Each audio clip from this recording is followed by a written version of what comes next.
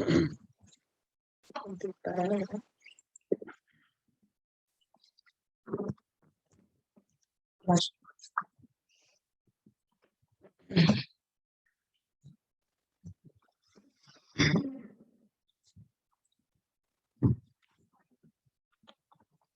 Krishna. Sorry, थोड़ा class आधा घंटा लेट आपकी वजह से। ज्ञानतिमिरन्दस्य ज्ञानञ्जनशलाकया चक्षुरुन्मिलितं येन तस्मै श्रीगुरवे नमः। श्रीचैतन्यमनोभीष्टं स्थापितं येन भूतले स्वयं रूप कदा मह्यं ददाति स्वपदान्तिकम्। वन्देऽहं श्रीगुरु श्रीयुतपदकमलं श्रीगुरुन् वैष्णवांश्च श्रीरूपं साग्रजातं सहगण रघुनाथं वितं तं सजीवं साद्वैतं सावधूतं परिजनसहितं कृष्ण चैतन्य देवं श्री राधा कृष्ण पादां सहगण ललिता श्री विशाखान्वितां। हे कृष्ण करुणा सिंधु दीन बंधु जगतपते गोपेश गोपकांत राधा कांत नमस्ते। तप्त कांचन गौरंगी राधे वृंदावनेश्वरी ऋषभ भानुसुते देवी प्रणमामि हरिप्रिय। पांचकृ कृपा सिंधु वैव च पतितानां पावनेभ्यो वैष्णवेभ्यो नमो नमः। कृष्ण चैतन्य प्रभु नित्यानंद श्री अद्वैत गदाधर शिवासादि गौर भक्तवृंद। हरे कृष्ण कृष्ण कृष्ण हरे हरे, हरे राम राम राम हरे हरे। हरे कृष्णा। आपका इस क्लास में फिर से स्वागत है। तो हमने पिछले कुछ क्लासेस में टॉपिक लिया था मैरिज के विषय में, और कुछ पॉइंट्स कवर किए, कुछ डाउट्स थे लोगों के, और भी शायद डाउट्स होंगे लोगों के।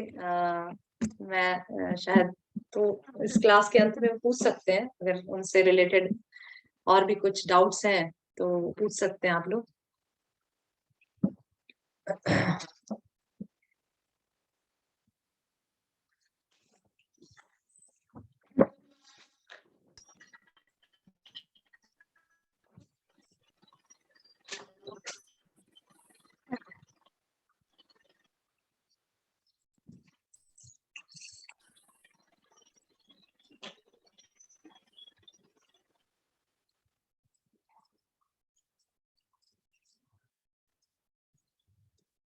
तो आज मेरी इच्छा है कि मैं कुछ कथा सुनाऊं, नल दमयंती की कथा। बहुत समय से सोच रही थी कि इस कथा जो बहुत ही फेमस है, और अधिकतर आप सब लोग को शायद पता भी होगा ये कथा, क्योंकि ये बहुत फेमस कथा है और अधिकतर सारे लोग इस कथा को, बहुत प्रचलित है भारत देश में नल दमयंती की कथा। और Damayanti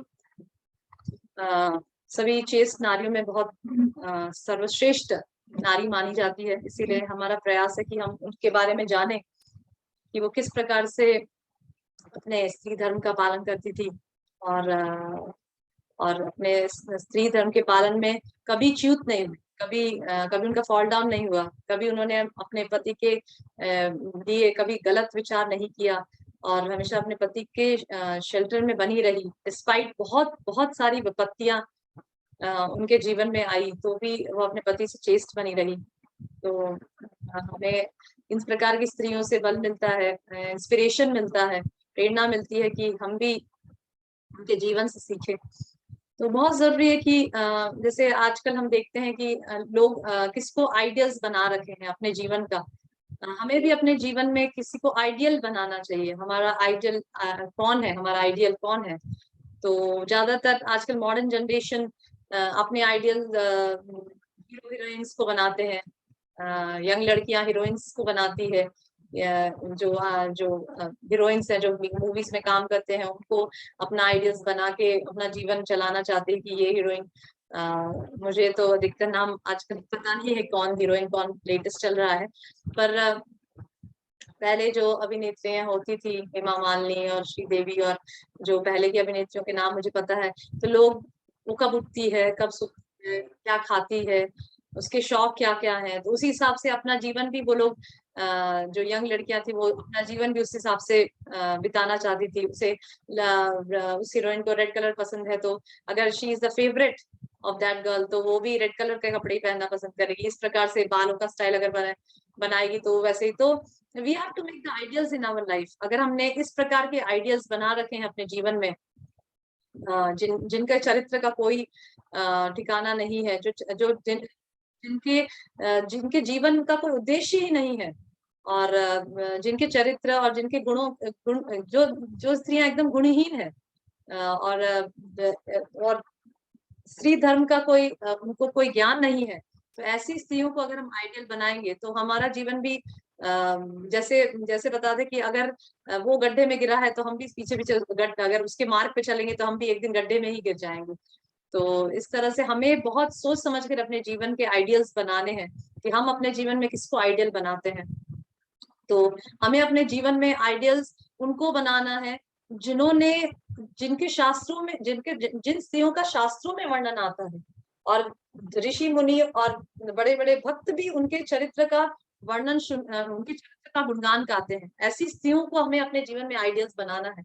being a lady, being a स्त्री हरसेल्फ, माइसेल्फ, हम खुद एक स्त्री है, इसीलिए हमें ऐसी उच्च कोटि की स्त्रियों को अपने आइडल्स बनाना है ताकि हम उनके जीवन से सीख सकें, उनके चरित्र से, उनके कार्यों से सीख सके कि वो किस प्रकार से अपना जीवन व्यतीत करती थी और उनको अपने जीवन में उतारने का प्रयास करें। इसीलिए बहुत जरूरी कि हम ऐसी स्त्रियों को आइडल्स बनाएं जिनका शास्त्रों में वर्णन है और जो महाभारत, रामायण, भागवतम में वर्णित है।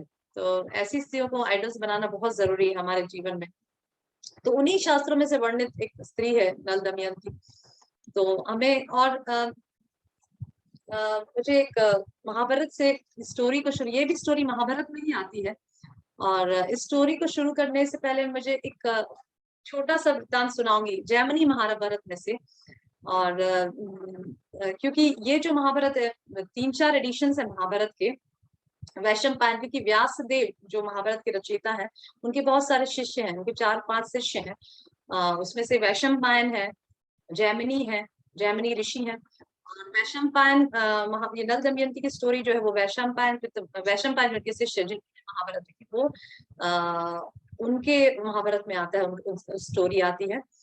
और जो मैं वृत्तांत, जो छोटा सा एक स्टोरी सुनाने जा रही हूँ, वो जैमिनी महाभारत में आता है। It's also very famous Mahabharata, Jaimini Mahabharata. और तो उसमें ये घटना आती है अश्वमेध पर्व में, कि जब महाभारत का युद्ध खत्म हो गया था और युधिष्ठिर महाराज और सभी जो 5 पांडव जो जीवित बच गए थे, तो महाभारत के युद्ध के पश्चात युधिष्ठिर महाराज बहुत दुखी हो जाते हैं। उन्हें ऐसा लगता है, उन्हें ऐसा प्रतीत होता है कि ये सब जितने लोग भी जो मारे गए हैं वो मेरे राज्य की कामना की वजह से, मेरे राज्य की लालसा, मेरे राज्य की इच्छा की वजह से ये सब लोग मारे गए हैं, इसीलिए वो बहुत दुखी रहते हैं। तभी व्यासदेव उनके पास आते हैं और कहते हैं कि और जब आते हैं तो युधिष्ठिर महाराज अपना दुख व्यक्त करते हैं कि मुझे बहुत दुख लग रहा है, मुझे शोक हो रहा है कि इस प्रकार से कि मेरी वजह से इतना बड़ा युद्ध छिड़ा और इतने सारे लोग मारे गए, पूरा सब कुछ नष्ट हो चुका है, सिर्फ हम 5 पांडव बचे हैं। तो व्यासदेव कहते हैं कि तुम दुखी मत हो, अगर तुम्हें सही में लग रहा है कि तुम बहुत तुमने बहुत पापी कार्य किया है, तो तुम अश्वमेध यज्ञ करो।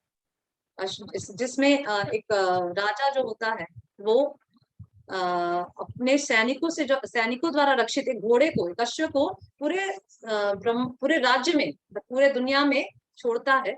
उस अश्व के साथ उसके सैनिक भी जाते हैं, और जहां जहां वो अश्व साधारण नहीं होता, मामूली अश्व नहीं होता, वो भी एक स्पेशल घोड़ा होता है। और उस समय जो राजा होता है, जो अश्वमेध यज्ञ करता है, और इस यज्ञ के बाद इस यज्ञ से बहुत पुण्यशाली प्रभाव होता है राजा के ऊपर। तो ये जो राजा जो अश्वमेध यज्ञ करता है वो अपने नगर में ही रहता है और ब्रह्मचर्य व्रत का पालन करता है, बहुत सारे नियमों का पालन करता है। और 1 साल के अंदर ये घोड़ा भ्रमण करके आना चाहिए वापस। और जब ये घोड़ा छोड़ दिया जाता है उसके तो जहां भी ये घोड़ा जिस जिस राज्य में जाता है, या तो उस राज्य के जो राजा हैं वो या तो उस घोड़े को अगर पकड़ते हैं तो दैट मीन्स कि ही वांट्स टू फाइट, और उसे अपना शक्ति प्रदर्शन करना होता है इस प्रकार से। और अगर जो लोग घोड़ा नहीं पकड़ते, घोड़े को जाने देते, that means they accept the supremacy of the king. वो उस राज्य के जो युधिष्ठिर महाराज है उसके सुप्रीमेसी को, उसके राजा होने को एक्सेप्ट करते हैं। इस तरह से घोड़ा छोड़ दिया जाता है, और अर्जुन और अनेक सारथी अनेक सैनिक उस घोड़े को रक्षा करने के लिए जाते हैं। भीम, अर्जुन और सभी लोग उसे रक्षा करने के लिए निकल पड़ते हैं। तो ऐसे करके घोड़ा घूमते घूमते केरल देश में पहुंच जाता है। केरल देश, जहाँ जहाँ के राजा चंद्रहास होते हैं, राजा चंद्रहास।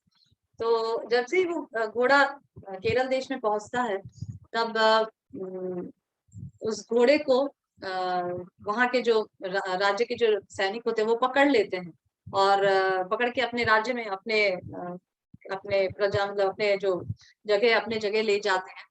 और जो अर्जुन होते हैं वो घोड़े को ढूंढने लग जाते हैं कि घोड़ा कहाँ गया, घोड़ा कहाँ गया। तभी नारद मुनि अ, वीणा बजाते बजाते अपने धरती पर उतरते हैं। उस समय तो ऐसा बहुत होता था, और अब तो ऐसे कभी सुनने में नहीं आता कि नारद जी कभी उतरे हैं धरती पर इस प्रकार से नारद जी धरती पर उतरते हैं, और अर्जुन को कहते हैं कि तुम्हें पता है कि ये किसका राज्य है? तब अर्जुन कहते हैं कि मुझे नहीं पता ये किसका राज्य है, कृपया करके आप प्लीज बताइए। तब नारद जी कहते हैं कि ये चंद्रहास, राजा चंद्रहास का राज्य है, जो एक महान भक्त हैं, भगवान के परम भक्त हैं, शुद्ध भक्त हैं। तब अर्जुन कहते हैं कि अच्छा, मुझे पता नहीं, मुझे प्लीज उनके चरित्र के बारे में बताइए, जो परम भक्त हैं, भगवान के प्रिय हैं, मुझे प्लीज उनके बारे में बताइए। तब नारद जी कहते हैं कि तुम्हें चिंता नहीं हो रही, तुम्हें घोड़ा कहाँ चला गया, तुम उस घोड़े के रक्षा में नियुक्त किए गए हो, और तुम्हें यहाँ पे कथा सुननी है। तब अर्जुन एक बहुत सुंदर श्लोक नारद जी को कहते हैं, जो बहुत ही फेमस है, जैमिनी महाभारत में आता है। और उसमें अर्जुन ऐसा नारद जी से कह रहे हैं कि सत्कथा श्रवणेशाम पुंसाम न स्मयो भवेत्, यंचितास्ते ही कालेन नरा ही अल्पायुष भुवि, तस्मात् सर्व प्रयत्नेन कथयश्य कथाम मिमाम। तो नारद जी, अर्जुन नारद जी कैसा कह रहे हैं कि नारद जी, इस भूतल पर मनुष्यों की आयु थोड़ी ही होती है, अतः जिन पुरुषों को सत्कथा श्रवण के लिए समय नहीं मिलता, उन्हें अवश्य ही काल ने ठग लिया है। इसलिए सब प्रकार से प्रसन्न पूर्वक आप इस कथा का वर्णन कीजिए।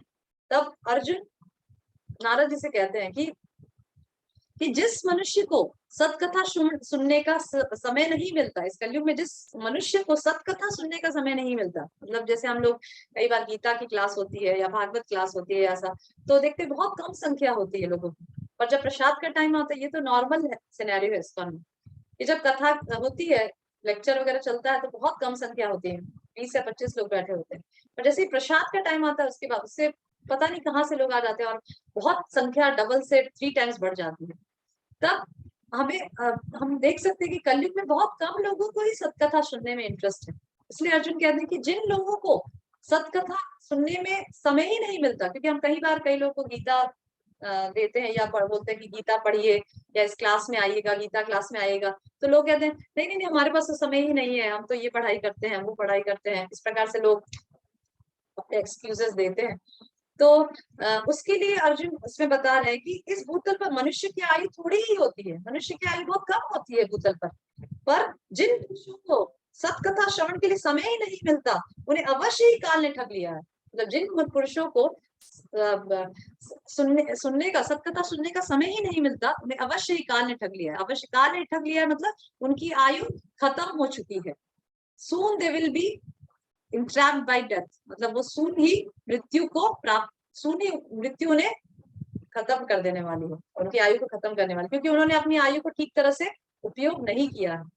इसीलिए बहुत फिर अर्जुन नारद जी से कहते हैं कि आपको तो ज्ञात ही होगा कि मैंने गीता का श्रवण भी महाभारत के युद्ध में किया था, और जब युद्ध प्रारंभ होने वाला था, उस समय युद्ध भूमि पर ही मैंने भगवान से गीता का श्रवण किया था। इसलिए प्लीज मुझे आप ये कथा, राजा चंद्रहास की कथा और चरित्र के बारे में प्लीज बताइए, मैं बहुत आतुर हूँ सुनने के लिए। तो इस तरह से हमें भी जब भी सतकथा का मौका मिलता है, हम सब माताओं को, क्योंकि माताओं के लिए भी बहुत जरूरी है, सभी कार्यों में से शास्त्र बताता है कि माताओं को जब शाम के समय, चलिए संध्या के समय माताओं को समय मिलता है, थोड़ा सा मिलता है, दोपहर में जब कार्य पूरे हो जाते हैं, प्रसाद का काम पूरा हो जाता है, तब थोड़ा माताओं को समय मिलता है। तब प्रयास करना चाहिए कि वो समय हम कुछ 3-4 माताएं अगर आसपास हैं, तब कुछ माताएं बैठकर एक ऐसा कुछ टाइम सेट करें, अगर आसपास हम कुछ डिवोटीज माता जिसके साथ रहते हैं, तो 3-4 माता उस समय, जैसे 4 से 4:30 या 4 से 5 हमें लगता है कि 4 से 5 मुझे थोड़ा समय मिलता है, तो उस दौरान हम माताओं को बैठ कर, या अकेले नहीं है माताएं तो अकेले बैठकर कुछ किताब, कुछ पुस्तक, कुछ ग्रंथ, गीता, भागवत, चैतन्य चरितामृत और अनेकों ग्रंथ है प्रभुपाद ने द्वारा लिखे गए हैं, उनको खोल कर श्रवण करना चाहिए, पढ़ना चाहिए, अध्ययन करना चाहिए। क्योंकि यही कलयुग में जीवों की आयु बहुत ही कम है, और उस कम आयु में भी अगर हम काफी समय अपना मोबाइल्स, लैपटॉप्स और कुछ बेकार की इधर उधर चीजों में बिता देते हैं, तो फिर अर्जुन बताते कि ऐसे लोगों की आयु काल ने ठग ली है, मतलब ठग गया है, समय ने ठग लिया है उनकी आयु को, चीट कर लिया है, और उनकी आयु निश्चय ही समाप्त होने वाली है। तो बहुत जरूरी है कि हम अपने समय का सही उपयोग करके सत्कथा में अपना मन लगाएं, ऐसे ऐसे चरित्रों को, ऐसे ऐसे शुद्ध भक्तों के चरित्रों के बारे में सुने, जिनको सुनने से हमें भगवत भक्ति में प्रेरणा मिले। जैसे जैसे राजा चंद्रास की स्टोरी हम लेंगे कभी, इसी क्लास में मैं प्रयास करूंगी। बहुत बहुत सुंदर स्टोरी है राजा चंद्रास की, जैमिनी महाभारत में आती है। अगर किसी के पास जैमिनीकृत महाभारत है तो अवश्य ये स्टोरी मुझे बताइए, अगर आपने पढ़ी है चंद्रहास की स्टोरी, राजा चंद्रहास की। और अगर नहीं पढ़ी है तो हम जरूर इस क्लास में राजा चंद्रहास की स्टोरी सुनेंगे, जो भगवान के परम भक्त थे, शुद्ध भक्त थे भगवान के। और तो इस तरह से अर्जुन हमें बता रहे हैं, तो इसीलिए हमें हर मौका का सदुपयोग करना चाहिए। कभी किसी मौका, कोई भी अगर हमें अपॉर्चुनिटी मिलता है सत्कथा सुनने का, तो उसे गंवाना नहीं चाहिए, उसे यूटिलाइज करना चाहिए और अपने जीवन को सार्थक करना चाहिए। तो आज हम उसी तरह से एक बहुत ही सतियों में श्रेष्ठ नारी दमयंती के बारे में सुनेंगे, कैसे उन्होंने, और ये स्टोरी तब आती है जब युधिष्ठिर महाराज, जो ऋषि का नाम नहीं आता, कि ऋषि होते हैं, वो ऋषि उनके आश्रम में आते हैं जब वो जंगल में होते हैं, तब युधिष्ठिर महाराज उस ऋषि से कहते हैं, पूछते हैं, मतलब इंक्वायर करते हैं, प्रश्न पूछते हैं कि क्या पास्ट में भी, हमारे इतिहास में ऐसी कोई स्त्री हुई है जिन्होंने द्रौपदी की तरह कष्ट भुगता हो, जैसे द्रौपदी का वस्त्र हरण हुआ है, और किस प्रकार से वो अपमानित हुई गई सभा में। तो इस तरह से कोई और भी स्त्री है जिन्होंने इस प्रकार से इतना कष्ट भुगता है, और फिर भी वो पति से पूरी तरह से चेस्ट रही है। तब वो ऋषि नल दमयंती की स्टोरी महाभारत में बताते हैं, और इस प्रकार से नल दमयंती की स्टोरी महाभारत में आती है। स्टोरी को अभी आगे बताएंगे। तो विदर्भ देश में भीष्मक नाम के एक राजा हुआ करते थे, और वे बहुत ही गुणवान, वीर और पराक्रमी थे। और उनके संतान नहीं थी, इसलिए संतान की कामना से उन्होंने दमन नामक एक महर्षि की बड़ी सेवा और शुश्रूषा की। इस प्रकार से पहले लोग करते थे कि कुछ कामनाएं पूरी करनी होती संतान की उत्पत्ति, तो एक ऋषि शुद्ध भक्तों की शुश्रूषा करते थे ताकि उनकी इच्छा पूरी हो। तो इस तरह से उन्होंने दमन नामक ऋषि की बहुत सेवा शुश्रूषा की, और उनके वरदान से ही राजा के 4 संतानें हुई, उसमें से 3 पुत्र हुआ और 1 पुत्री हुई। और क्योंकि वो दमन नाम, ऋषि का नाम दमन था, और उन ऋषि के वरदान से ही उनको संतानों की प्राप्ति हुई, इसीलिए उन्होंने अपने बच्चों का नाम भी इस प्रकार से रखा, दम, दांत और दमन, और पुत्री का नाम रखा दमयंती। तो इस तरह से राजा भीष्म, जो विदर्भ देश के राजा थे, उनको इस प्रकार से संतान प्राप्त हुई। उसी तरह से उसी समय निषद देश में वीरसेन के पुत्र नल राज्य करते थे। तो उसी समय की बात है कि जैसे विदर्भ देश में भीष्मक राज्य करते थे, उसी तरह से निषद देश में वीरसेन के पुत्र नल राज्य करते थे।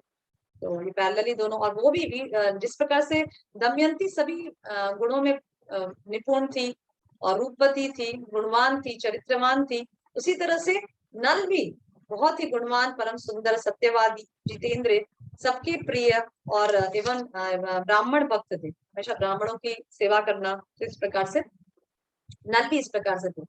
तब निषद देश में जो तो इस प्रकार से 2 देश थे, एक था विदर्भ देश और एक थे निषद देश। तो उस समय जब विदर्भ देश के लोग निषद देश में जाते थे, तब वो निषद देश के जो वासी थे, उनको दमयंती के गुणों के और चरित्र के बारे में बहुत प्रशंसा करते थे। जैसे जनरली ऐसा होता है ना कि अगर कोई किसी जगह से आया है और वहां पे वहां का जैसे चीफ मिनिस्टर, मुझे इतना आइडिया नहीं है मिनिस्ट्रीज का बारे में, पर अगर जैसे नरेंद्र मोदी है और बहुत अच्छा प्राइम मिनिस्टर है, तो हम कोई और अगर कंट्री में जाते हैं तो हम अपने प्राइम मिनिस्टर के बारे में बहुत प्रशंसा करते हैं कि हमारा प्राइम मिनिस्टर बहुत अच्छा है, ये है वो है।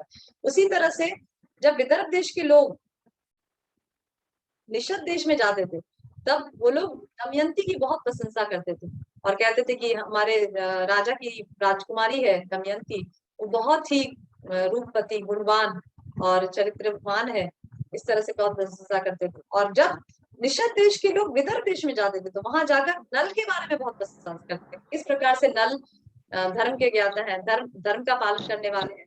तो इस तरह से जब एक दूसरे के लोग चर्चा होती थी तो ये सब चर्चाएं राजा के कान में भी जाती थी कि हाँ, विदर्भ देश में दमयंती करके सुंदर रूपवती कन्या है और निषद देश में इस प्रकार से नल करके राजा है। तो एक दूसरे इस प्रकार से नल को भी दमयंती के बारे में पता, दमयंती को नल के बारे में सुनने को मिला। तो इस प्रकार से जब दमयंती नल के बारे में सुनी तो वो मन ही मन नल को पसंद करने लगी और उनके गुणों के बारे में व्याख्यान सुनकर कि वो किस प्रकार से धर्म का पालन करते थे, उन्हें पसंद करने लगी और पति की तरह उन्हें वर्ण करने लगी कि मैं, अगर मेरा पति हो तो मैं नल को ही वर्ण करती हूँ, ऐसे मन में विचार करने लगी। तो एक दिन नल अपने राजमहल में बैठे थे और कुछ भव्य हंस, कुछ हंस उसके महल के सामने उद्यान में, सरोवर में किनारे में उतरे। तो नल ने उनको एक हंस को पकड़ लिया और जैसे ही हंस को पकड़ा, वो जो हंस थे साधारण हंस नहीं थे, वो मनुष्यों की वाणी में बोलना शुरू किया उन्होंने कि आप मुझे छोड़ दो, अगर आप मुझे छोड़ दोगे तो हम लोग दमयंती के सामने जाकर आपके गुणों का ऐसा वर्णन करेंगे कि वो स्वयंवर में आपको ही वर्ण करेंगे। तो इस तरह से जो हंस ने मनुष्य की वाणी में नल से कहा कि आप मुझे पकड़ो मत, आप मुझे छोड़ दो, और जैसे ही आप मुझे छोड़ दोगे हम तुरंत दमयंती के पास जाकर आपके गुणों का ऐसा प्रशंसा करेंगे कि वो स्वयंवर में आपका ही वर्ण करेंगे। तो जब नल ने दमयंती को मन ही मन पसंद करते थे क्योंकि उन्होंने काफी सुन रखा था दमयंती के बारे में, तो तुरंत नल ने हंसों को जाने दिया और इस प्रकार से हंस उड़कर दमयंती के पास चले गए। और जब सुंदर हंस तो जब हंस के महल में पहुंचे तब दमयंती के सामने नल के बारे में कहा और इस प्रकार से कहने लगी, तुम दोनों की जोड़ी बहुत सुंदर होगी, तुम्हारे बिना नल का और नल के बिना तुम्हारा जीवन व्यर्थ है। ये सब सुनकर दमयंती मन ही मन बहुत ही उसको बढ़ गई और इसका डिटर्मिनेशन था कि नल ही मेरे और बहुत ज्यादा की प्रसन्न। तो दमयंती ने हंस से बोला कि नल से भी मेरी ओर से यह बात कहना, नल से भी यह बात कहना कि तुम अगर, हरे Krishna, Hare Krishna, please mute yourself. तो इस तरह से दमयंती ने भी नल से कहा, वो हंसों से कहा कि जब तुम नल के पास जाओ तो तुम नल को भी मेरे बारे में यह कहना। तो इस तरह से दोनों, तो हंस उधर विदर नल के पास जाकर उनकी प्रशंसा, बहुत प्रशंसा की।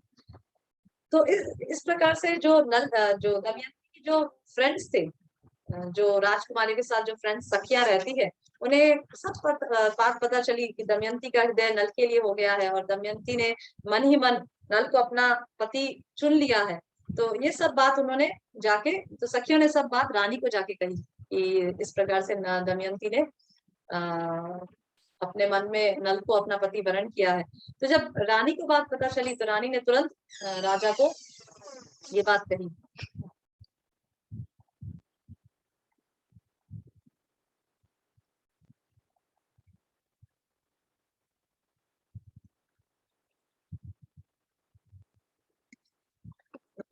तो रानी ने तुरंत राजा को ये बात कही कि हमारी पुत्री बड़ी हो गई है और अभी उससे विवाह करने का समय आ गया है। तो जब राजा को पता चला कि मेरी पुत्री अभी इतनी समझदार हो गई है और इस प्रकार से विचार आ रहे हैं उसके मन में, तो तुरंत उन्होंने दमयंती के लिए स्वयंवर आयोजित किया और पूरे जगह जगह जाकर उनके दूतों से कहा कि जगह जगह जाकर आप दमयंती के स्वयंवर के बारे में घोषणा करो। और जब इस प्रकार से जो राजा जो दमयंती के जो पिता थे, वो उन्होंने सब राजाओं को, जो वरिष्ठ राजा हैं उनको आमंत्रण भेजा। तो ये चीज हमें समझनी है कि पहले जो स्वयंवर होते थे, सबसे पहले तो जो स्वयंवर होते थे वो क्षत्रिय राजा ही ऑर्गेनाइज करते थे, ऐसे ब्राह्मण या दूसरे लोग स्वयंवर ऑर्गेनाइज नहीं करते थे। और वो भी जो बहुत ही श्रेष्ठ राजा होते थे, गुणशाली राजा होते थे, बलवान राजा होते थे, वही ऐसे स्वयंवरों का आयोजन करते थे। और उसमें भी जो राजा जो होता था, वो जो राजा को लगता था कि हाँ ये राजा, ये जो राजा लोग हैं ये मेरी पुत्री के लिए विफिट रहेंगे, सही में फिट रहेंगे, उन्हीं को राजा आमंत्रण भेजता था और वही राजा स्वयंवर में आया करते थे। और उसमें राजकुमारी को उसको वरण करने की इच्छा वो प्रकट कर सकती थी। तो इस तरह से दमयंती का स्वयंवर घोषणा किया गया और दमयंती का स्वयंवर के लिए सारे जगह राजा ने आमंत्रण भेज दिया। तो देवर्षि नारद और पर्वत के द्वारा स्वयंवर का समाचार सुन, ये जब नारद जी और पर्वत मुनि ये सब भी जाके अलग अलग सब, क्योंकि दमयंती तो बहुत सुंदर और बहुत गुणवती थी, बहुत, she was not an ordinary girl, बहुत उनका बहुत गुण सब जगह फैला हुआ था। इवन देवता लोग भी उसको अपनी पत्नी बनाने के लिए इच्छा करते थे, इतना ज्यादा उसका गुण था, इतना अट्रैक्टिव गर्ल थी वो, इतनी सुंदर और इतनी अट्रैक्टिव थी। इवन देवता लोग भी उसको अपना पत्नी बनाना चाहते थे। तो जब स्वर्ग लोक में ये बात फैली, तो इंद्र आदि लोकपाल भी बिना निमंत्रण के ही, कि राजा ने निमंत्रण नहीं दिया, उन लोगों को तो निमंत्रण नहीं देंगे, तो बिना निमंत्रण के ही उनके स्वयंवर में जाने की इच्छा रखने लगे। तो सभी जो देवता थे वो लोग धरती पर आकर और जाने लगे। तो जैसे ही वो धरती पर उतर के स्वयंवर में जाने लगे, तभी उन्हें राजा नल दिखाई दिए। और देवताओं ने स्वर्ग से उतरते समय दिव्य कांति और लोकातुर रूप संपत्ति संपन्न नल को देखा। और फिर जैसे उन्होंने नल को देखा, उन्होंने नल के सामने प्रकट हो अपना परिचय दिया, और तुरंत उन्होंने नल को अपना परिचय दिया कि हम सब लोकपाल हैं, हम 4 लोकपाल हैं, और हम लोग चारों दमयंती को अपनी पत्नी चूज करना चाहते हैं। पर नल ने कुछ भी नहीं कहा उनके सामने, नल भी आए थे स्वयंवर में। और फिर उन्होंने नल को प्रतिज्ञाबद्ध करके इस बात के लिए विवश कर दिया कि वे देवताओं के दूत बनकर राजमहल में दमयंती के पास जाएं और उन्हें समझावें कि वह देवताओं में से ही किसी को अपना पति चुने। और ये बात मतलब नल को ही उन्होंने दूत की तरह बनाया और उन्हें प्रतिज्ञाबद्ध किया कि जब आप दमयंती के पास जाओ और दमयंती को कहो कि स्वयंवर, जब तुम स्वयंवर में निकलो तब तुम इन देवताओं में से ही अपना कोई पति चुनना है तुम्हें। तो इस तरह से नल को ही दूत बनाकर उन्होंने दमयंती के पास भेजा और नल को अंतर्धान होने की विद्या भी सिखा दी, क्योंकि महल के अंदर प्रवेश तो ऐसे नहीं मिलेगा, कुछ अंतर्धान, कुछ इनविजिबल होके ही अंदर प्रवेश कर सकते हैं। तो इस तरह से नल को इस विद्या सिखा दी कि तुम अंतर्धान होकर दमयंती के महल में प्रवेश करना और दमयंती के पास जाकर ये संदेश हमारे ये जो संदेश है कि तुम्हें स्वयंवर में हम सब 4 देवताओं में से ही किसी को अपना पति वरण करना है, ये कहने के लिए नल को दमयंती के महल में भेज दिया। तो तभी दमयंती अपनी सखियों के साथ बैठी भी थी और सब सखियां उसके आसपास घूम रहे थे। तो तभी नल वहां पर इनविजिबल अंतर्धान होकर, जो विद्या उन्हें सिखाई गई थी, वहां अंतर्धान होकर दमयंती के पास पहुंचे और फिर विजिबल हो गए, दिखाई देने लगे। और फिर उन्होंने दमयंती से कहा, क्योंकि झूठ नहीं कह सकते, किसी प्रकार से नल छल नहीं कर सकते, और वो कभी भी धर्म का अधर्म का साथ नहीं, मतलब उन्हें पता, अच्छी तरह से पता था कि वो खुद भी दमयंती को ही अपनी पत्नी बनाना चाहते थे, पर क्योंकि देवताओं के द्वारा ये संदेश उन्हें पहुंचाना था और वो प्रतिज्ञाबद्ध थे, इसीलिए वो जरा भी ऐसा नहीं कि अरे मैं दमयंती को तो मैं खुद ही अपनी पत्नी बनाना चाहता हूँ और ये लोग देवता लोग मुझे ऐसा आग्रह कर रहे हैं, पर नहीं, देवताओं का जो वचन है, देवताओं की जो आज्ञा है, उसका 100% में पालन करना था। और इसीलिए वो दमयंती के पास जाकर कहने लगे कि मेरा नाम नल है और मैं लोकपालों का दूत बनकर आया हूँ। सुंदरी, इंद्र, अग्नि, वरुण और यम, ये 4 देवता तुम्हारे साथ विवाह की इच्छा रखते हैं, तुम इनमें से ही किसी एक को अपनी रुचि के अनुसार वरण कर लो। जैसे हमने पिछले क्लासेस में बताया था कि विवाह कैसे करना है, अपनी रुचि के अनुसार। नल भी दमयंती को कह रहे हैं कि तुम इनमें से, जो 4 जो लोकपाल हैं, इंद्र, अग्नि, वरुण और यम, इनमें से तुम किसी एक को भी अपनी रुचि अनुसार वरण कर लो। तुम्हारी जो रुचि है, तुम जिस प्रकार से रुचि रखती हो, तुम्हारा जो टेस्ट है, लाइकिंग्स है, उस प्रकार से तुम इनका वर्ण कर लो। यही उनका संदेश है। तो ये संदेश देने के लिए मैं तुम्हारे पास आया हूँ। पर जब दमयंती ने नल को देखा तो सबसे पहले तो बहुत प्रसन्न हुई, क्योंकि वो उसी को अपना पति बनना चाहती थी, उसी को अपना पति चुनना चाहती थी। तो दमयंती को एक बार तो बहुत प्रसन्नता हुई नल को देखकर कि मैं इसी को अपना पति चुनना चाहती हूँ और यही मेरे सामने प्रकट हो गए। पर जब नल की बात उन्होंने सुनी, जो दूत बनकर जो देवताओं की जो बात लेकर आए थे, तो वो सुनकर वो एकदम अवाक रह गई, एकदम चिंता में पड़ गई और इतनी ज्यादा दुखी हो गई कि मुझे तो आप ही अपने पति के रूप में वर्ण करना है, आप देवताओं की बात लेकर क्यों आए हैं। तब दमयंती ने नल से कहा, राजन, मैंने आपके गुणों का वर्णन सुनकर बहुत पहले से ही अपना हृदय, अपना सर्वस्व आपके चरणों में समर्पित कर दिया है। आप मुझे प्रेम दृष्टि से देखिए और आज्ञा दीजिए, मैं आपकी क्या सेवा करूं। यदि आप मेरी प्रार्थना नहीं सुनेंगे, मुझे ग्रहण नहीं करेंगे, तो जैसा भी होगा मैं इस जीवन का अंत कर डालूंगी। दमयंती ने कहा कि मैं तो पहले से आपको अपना पति चुन रखा है, आपको अपने पति की तरह वर्ण किया है, इसीलिए जैसा भी हो, अगर आप मुझे अपने पति नहीं मिलेंगे तो मैं अपने जीवन को अंत कर डालूंगी। आपको ना पाकर इस जगत में जीवन धारण करना दमयंती के लिए असंभव था। It has become now impossible. Damayanti के लिए असंभव हो चुका था कि नल को उसको पति ना मिले और कोई पति मिले। तब नल ने कहा, देखिए कितनी अच्छी बात नल ने कही। नल ने कहा कि जब बड़े बड़े देवता तुमसे प्रणय संबंध के लिए उत्सुक हैं, तो मनुष्य की अभिलाषा क्यों करती हो। सोचिए, बड़े बड़े देवता अग्नि,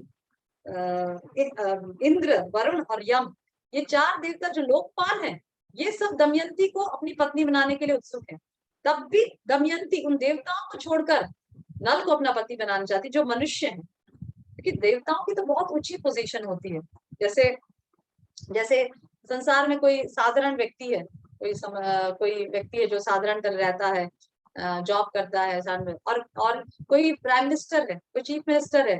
तो अगर किसी व्यक्ति को, किसी स्त्री को ऑप्शन मिले कि या तो तुम साधारण मनुष्य से शादी करो या तो किसी प्राइम मिनिस्टर या चीफ मिनिस्टर से शादी करो, तो ऑफकोर्स वो, क्योंकि सब यश, ऐश्वर्य, शान शोभा सब उसको देवता, हाई पोस्ट वाले आदमी में मिले। इसी तरह से दमयंती को प्राप्त करने के लिए सब लोकपाल वहां पर मौजूद थे।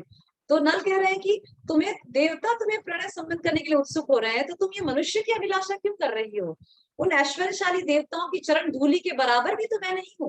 मतलब उन ऐश्वर्यशाली देवताओं की चरण धूलि के बराबर भी नहीं, मैं नहीं हूँ। तुम अपना मन उन्हीं में लगाओ। तुम ये सब छोड़ो, तुम मुझे छोड़ो, तुम अपना मन उन्हीं में लगाओ। देवताओं का अप्रिय करने से मनुष्य को अपने जीवन के हाथ धोना पड़ता है, अतः तुम मेरी रक्षा करो और उन्हीं में से किसी को अपना पति बनाओ। तो नल कह रहे हैं कि देवता तुम्हें पसंद करते हैं, ठीक है, तो तुम उनमें से देवता को चूज करो ना, उससे तुम्हारा भी अच्छा होगा और सब तरह से तुम्हारा कल्याण होगा। मनुष्य में क्या रखा है, देवता तो कितने उच्च कोटि के प्राणी माने गए हैं, तो बेटर होगा कि तुम उन्हीं का वर्ण करो। तो नल इज वेरी सेल्फलेस। नल अपना स्वार्थ नहीं देख रहे थे कि मैं इसे अपनी पत्नी बनाना चाहता हूँ और ये मेरी ही पत्नी बने, जबकि दमयंती इतनी सुंदर थी, इतनी सब पूरे दुनिया में उनका ऐश्वर्य फैला हुआ था, उनका यश फैला हुआ था, उनका फेम फैला हुआ था। पर डिस्पाइट दैट नल ने, जब देवताओं ने उन्हें ये आज्ञा दी है, तो नल उस आज्ञा का पालन करने के लिए इवन अपना सेल्फिश इंटरेस्ट भी छोड़ दिए। ऐसा नहीं कि अरे इस दमयंती को तो मैं प्राप्त करना चाहता था, इसीलिए मैं दमयंती के सामने जाकर सब बात कह दूंगा कि तुम तो मेरा ही वर्ण करना और देवताओं को रहने दो। और इस प्रकार से नहीं, ऐसा नहीं किया उन्होंने। अधर्म का साथ नहीं दिया, उन्होंने धर्म का साथ दिया। So this is a very very important point we have to learn here. इन कथाओं से हमें सबसे important point यही सुनने को मिलता है। इन चरित्रों, जो हम लोग चरित्र, इन नल, दमयंती और भी जो राजाओं की बात जो शास्त्रों में बताई गई है, उनमें एक चीज हमें सुनने को, एक चीज कॉमन है। लगता तो स्टोरी ऐसे ही नॉर्मल, जैसे फिल्मों में स्टोरी चलती है, लव स्टोरी चलती है, इसी प्रकार से दिखाई देता है। पर एक चीज आप देखेंगे कि वो कभी धर्म को नहीं छोड़ते थे। अपने कितनी भी इच्छा पूर्ति के लिए, अपने स्वार्थ की इच्छा पूर्ति के लिए, अपने इंद्रिय तृप्ति के लिए अगर सब कुछ सैक्रिफाइस कर देते, पर धर्म का पाठ कभी नहीं छोड़ते थे, जो कलयुग में दिखाई नहीं देता। कलयुग में लोग, धर्म तो लोगों को पहली बात तो पता ही नहीं है, पूरी तरह से लोग धर्म के बारे में अज्ञान है कि धर्म क्या होता है। और फिर जो लोग धर्म को जानते हैं, वो लोग भी अपने इंद्र तृप्ति, अपने स्वार्थ और उन सब की तृप्ति करने के लिए धर्म को बहुत सहजता से छोड़ देते हैं, आराम से एकदम इजी वे में धर्म को छोड़ दिया जाता है। झूठ बोलना, पाप करना, चोरी करना और भी सब प्रकार के अधर्म संसार में हो रहे हैं पैसे के लिए, और भी बहुत सारी चीजें अपने इंद्रियों को तृप्त करने के लिए। कलयुग इतना पतित और अधम युग है जिसमें व्यक्ति अपने इंद्रियों को तृप्त करने के लिए कितना भी इंटेंस अधर्म को साथ दे सकता है। जो हम देखते हैं आजकल एबॉर्शन, हम स्त्रियों के लिए तो एबॉर्शन देखिए कितना बड़ा, हम युद्ध होता है तो इतने सारे लोग मारे जाते हैं, कोविड में कितने सारे लोग मारे गए और तुरंत रोज हम उसकी कितने आश्चर्य की बात है। आप देखिए कि कोविड में कितने सारे लोग मर रहे थे तो एवरी डे रिपोर्ट आ रही थी कितने लोग कोविड से मर रहे हैं, इतने लोग कोरोना वायरस से मर रहे हैं, और हर दिन प्रतिदिन कितनी संख्या में गर्भपात कर दिया जाता है, गर्भ में शिशु को मार दिया जाता है जस्ट बिकॉज कि हमें लड़की नहीं चाहिए, हमें संतान नहीं चाहिए, ऐसे करके कितने सारे अबॉर्शन एक दिन में हो रहे हैं। और वो जो शिशु है वो असहाय शिशु को गर्भ में ही मार दिया जाता है। ऐसे एवरीडे कितने पाप हो रहे हैं और कितने संख्या में शिशु को मारा जा रहा है, उसका कोई रिकॉर्ड नहीं हो रहा, उसकी कोई एवरीडे चर्चा नहीं कर रहा। उस अधर्म का क्या? और फिर हम कहते हैं कि हम तो सच मतलब हमने तो कोई पाप नहीं किया। अगर हम किसी से पूछते हैं कि हम कहते हैं कि भगवान का नाम लीजिए, हमारे पाप हम इतना पाप करते हैं, ये कौन सा पाप? हम तो कोई पाप नहीं करते, हम तो सब अच्छे से जीते हैं, अच्छे से रहते हैं।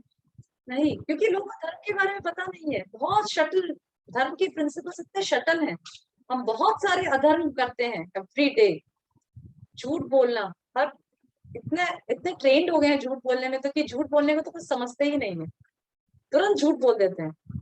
जबकि झूठ का इतना पूरा चैप्टर महाभारत में आता है कि झूठ बोलना कितना बड़ा पाप है, उससे क्या हो सकता है एग्जैक्टली।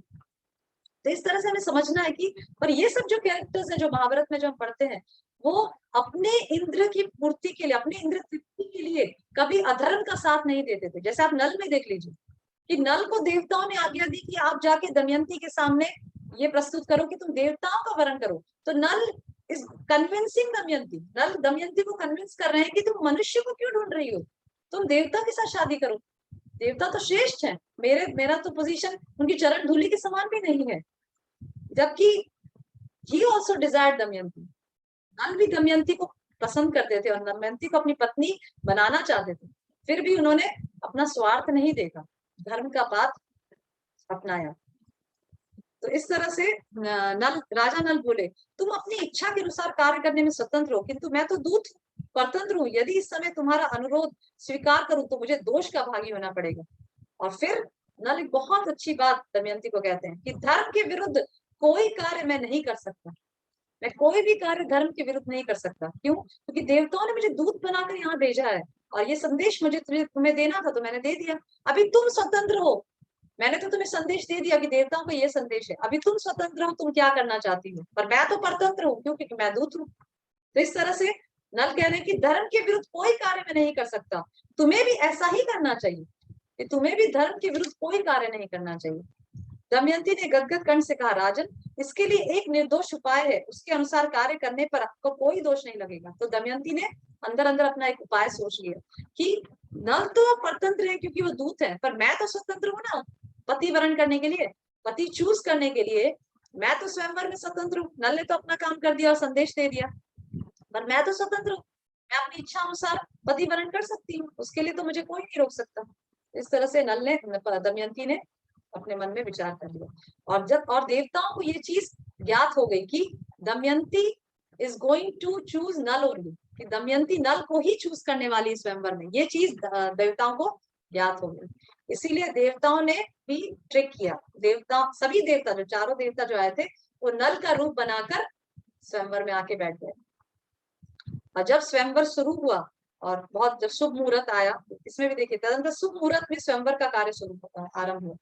तो इसमें भी हम देख सकते हैं कि जैसे एस्ट्रोलॉजी की चर्चा आई थी, तो अनेकों जगह से चर्चाएं आती है कि पहले के जमाने में लोग बहुत एस्ट्रोलॉजी को और मुहूर्त देखना और सही समय पर कार्य करना, ये सबको बहुत ज्यादा एम्फसाइज करते थे और ध्यान रखते थे। इवन हमारे आचार्य भी कई हम देखते हैं, शिला प्रभुपाद के समय में शिला प्रभुपाद स्वयं भी कई बार डेट्स देखकर कुछ कार्य प्रारंभ करते थे। ज्योतिष एस्ट्रोलॉजी का टाइम और समय और डेट और डे और सब कुछ देखकर कार्य करते थे। इवन भक्ति सिद्धांत सरस्वती ठाकुर के जीवनचर्या में भी आप देखेंगे कि काफी एस्ट्रोलॉजिकल चीज देखकर वो कार्य प्रारंभ करते थे। तो इस तरह से ऐसा नहीं कि बिल्कुल एस्ट्रोलॉजी को डिवोटीज बिल्कुल नेग्लेक्ट कर देते, ऐसा नहीं है। इवन इस समय भी जो महाभारत के समय की बात है, उसमें भी लिखा है कि सुमुहूर्त में स्वयंवर का कार्य आरंभ हुआ। सभा मंडप देश देश में राजाओं से भर गया। सब पूरा लोग, दुनिया भर के राजा है दमयंती को लेने के लिए, दमयंती को प्राप्त करने के लिए वहां इकट्ठा हुए। तब दमयंती मंडप में आई। तीनों लोगों के प्रभावशाली व्यक्ति उपस्थित थे। देवता, यक्ष, नाग, गंधर्व, किन्नर, मनुष्य, सबका समुदाय जुटा था। स्वयं भगवती सरस्वती ने प्रकट होकर राजाओं का पृथक पृथक परिचय दिया। सोचो, भगवती सरस्वती ने प्रकट होकर, इतनी दमयंती का स्वयंवर कितना श्रेष्ठ होगा कि सरस्वती प्रकट होकर उन्होंने एक एक करके राजाओं का परिचय दिया कि ये राजा कौन है। और फिर दमयंती एक एक करके नरेश को देकर आगे बढ़ने लगी। जिस प्रकार से हमने टीवी में भी देखा होगा स्वयंवर कैसे होता है, एक जो राजकुमारी होती है वो एक एक करके नरेश को देख देकर आगे बढ़ती है, और उसका जो पूरा फेस होता है वो कवर्ड होता है दमयंती का। तो एक एक करके वो देखते रही। दमयंती अपने प्रियतम नल को पहचान ना सकी, क्योंकि अभी उसको नल को उसको ढूंढना था कि नल को ढूंढकर उनके गले में वरमाला डाल दी। पर उसने देखा कि 5 लोग नल की तरह दिखाई दे रहे हैं, क्योंकि 4 जो देवता थे वो नल की तरह वेश करके आ गए और एक नल थे। तो उसने देखा कि 5 लोग नल की तरह दिखाई दे रहे हैं। आगे एक ही स्थान पर 5 नल बैठे दिखाई दिए, सबका एक ही रूप, एक ही रंग, एक ही वेशभूषा। दमयंती अपने प्रियतम नल को पहचान न सकी। दमयंती पहचान न सकी कि कौन उसका प्रियतम नल है और किसके गले में वरमाला डाले। कंफ्यूज हो गई।